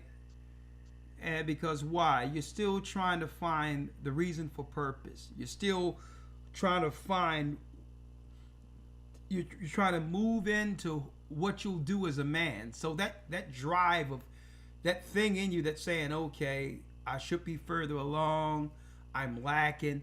That's natural for someone in your age, because that gives you the ambition to succeed. All right? So there's nothing wrong with that. It's what you do with your time, okay? Are you in a church?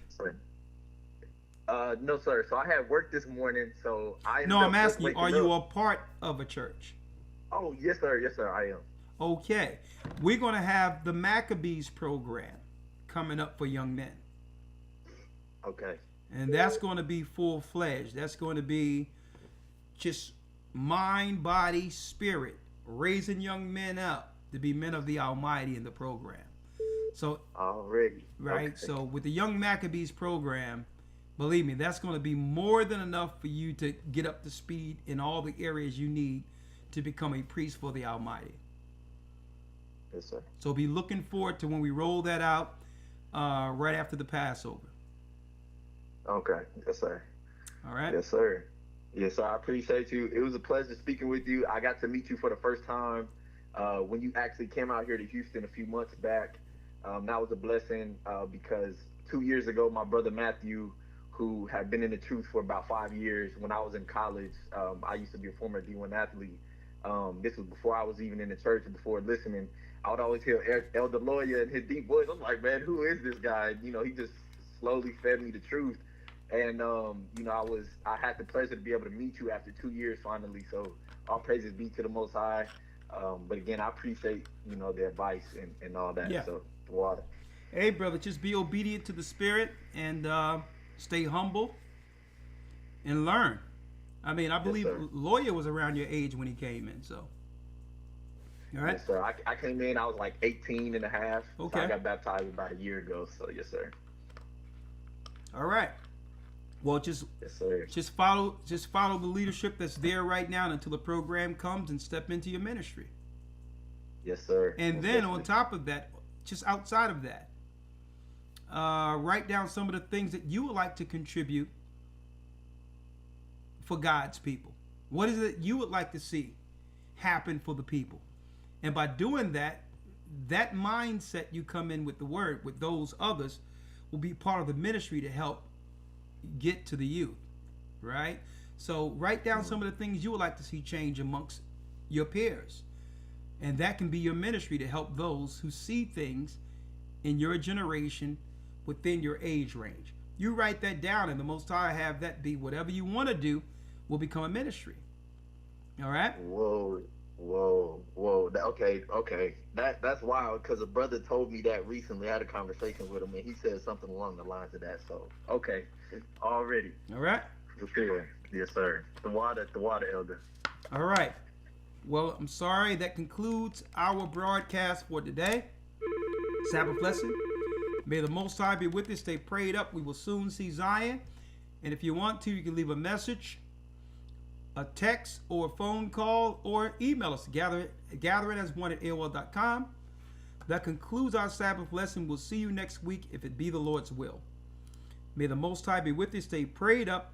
We will soon see Zion, and you loyal academites, we'll see you tomorrow in the Hebrew and Bible Academy. May the Most High be with you. Stay prayed up. Sin not. We will soon see Zion. Thank you, Elder Lloyd, and you have a pleasant night, all right? Yes, sir. You do the same. Thank you. Blessings. All right. Shalom. Shalom.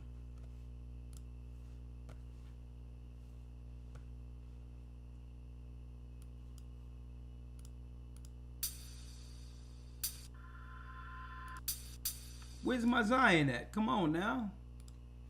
Some stuff coming up. There it is. Let's do it. Come on. To Zion. I was lost, but now I'm found.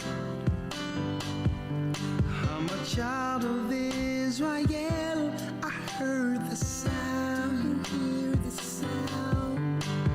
Please give me the strength to stand today. With my eyes towards the east, show me the way to Zion. I'm on my knees, laying my life on the line. I'm begging, please don't let me fall. Give me the strength. Place my feet, Lord, guide my path. Show me the way to Zion. I opened up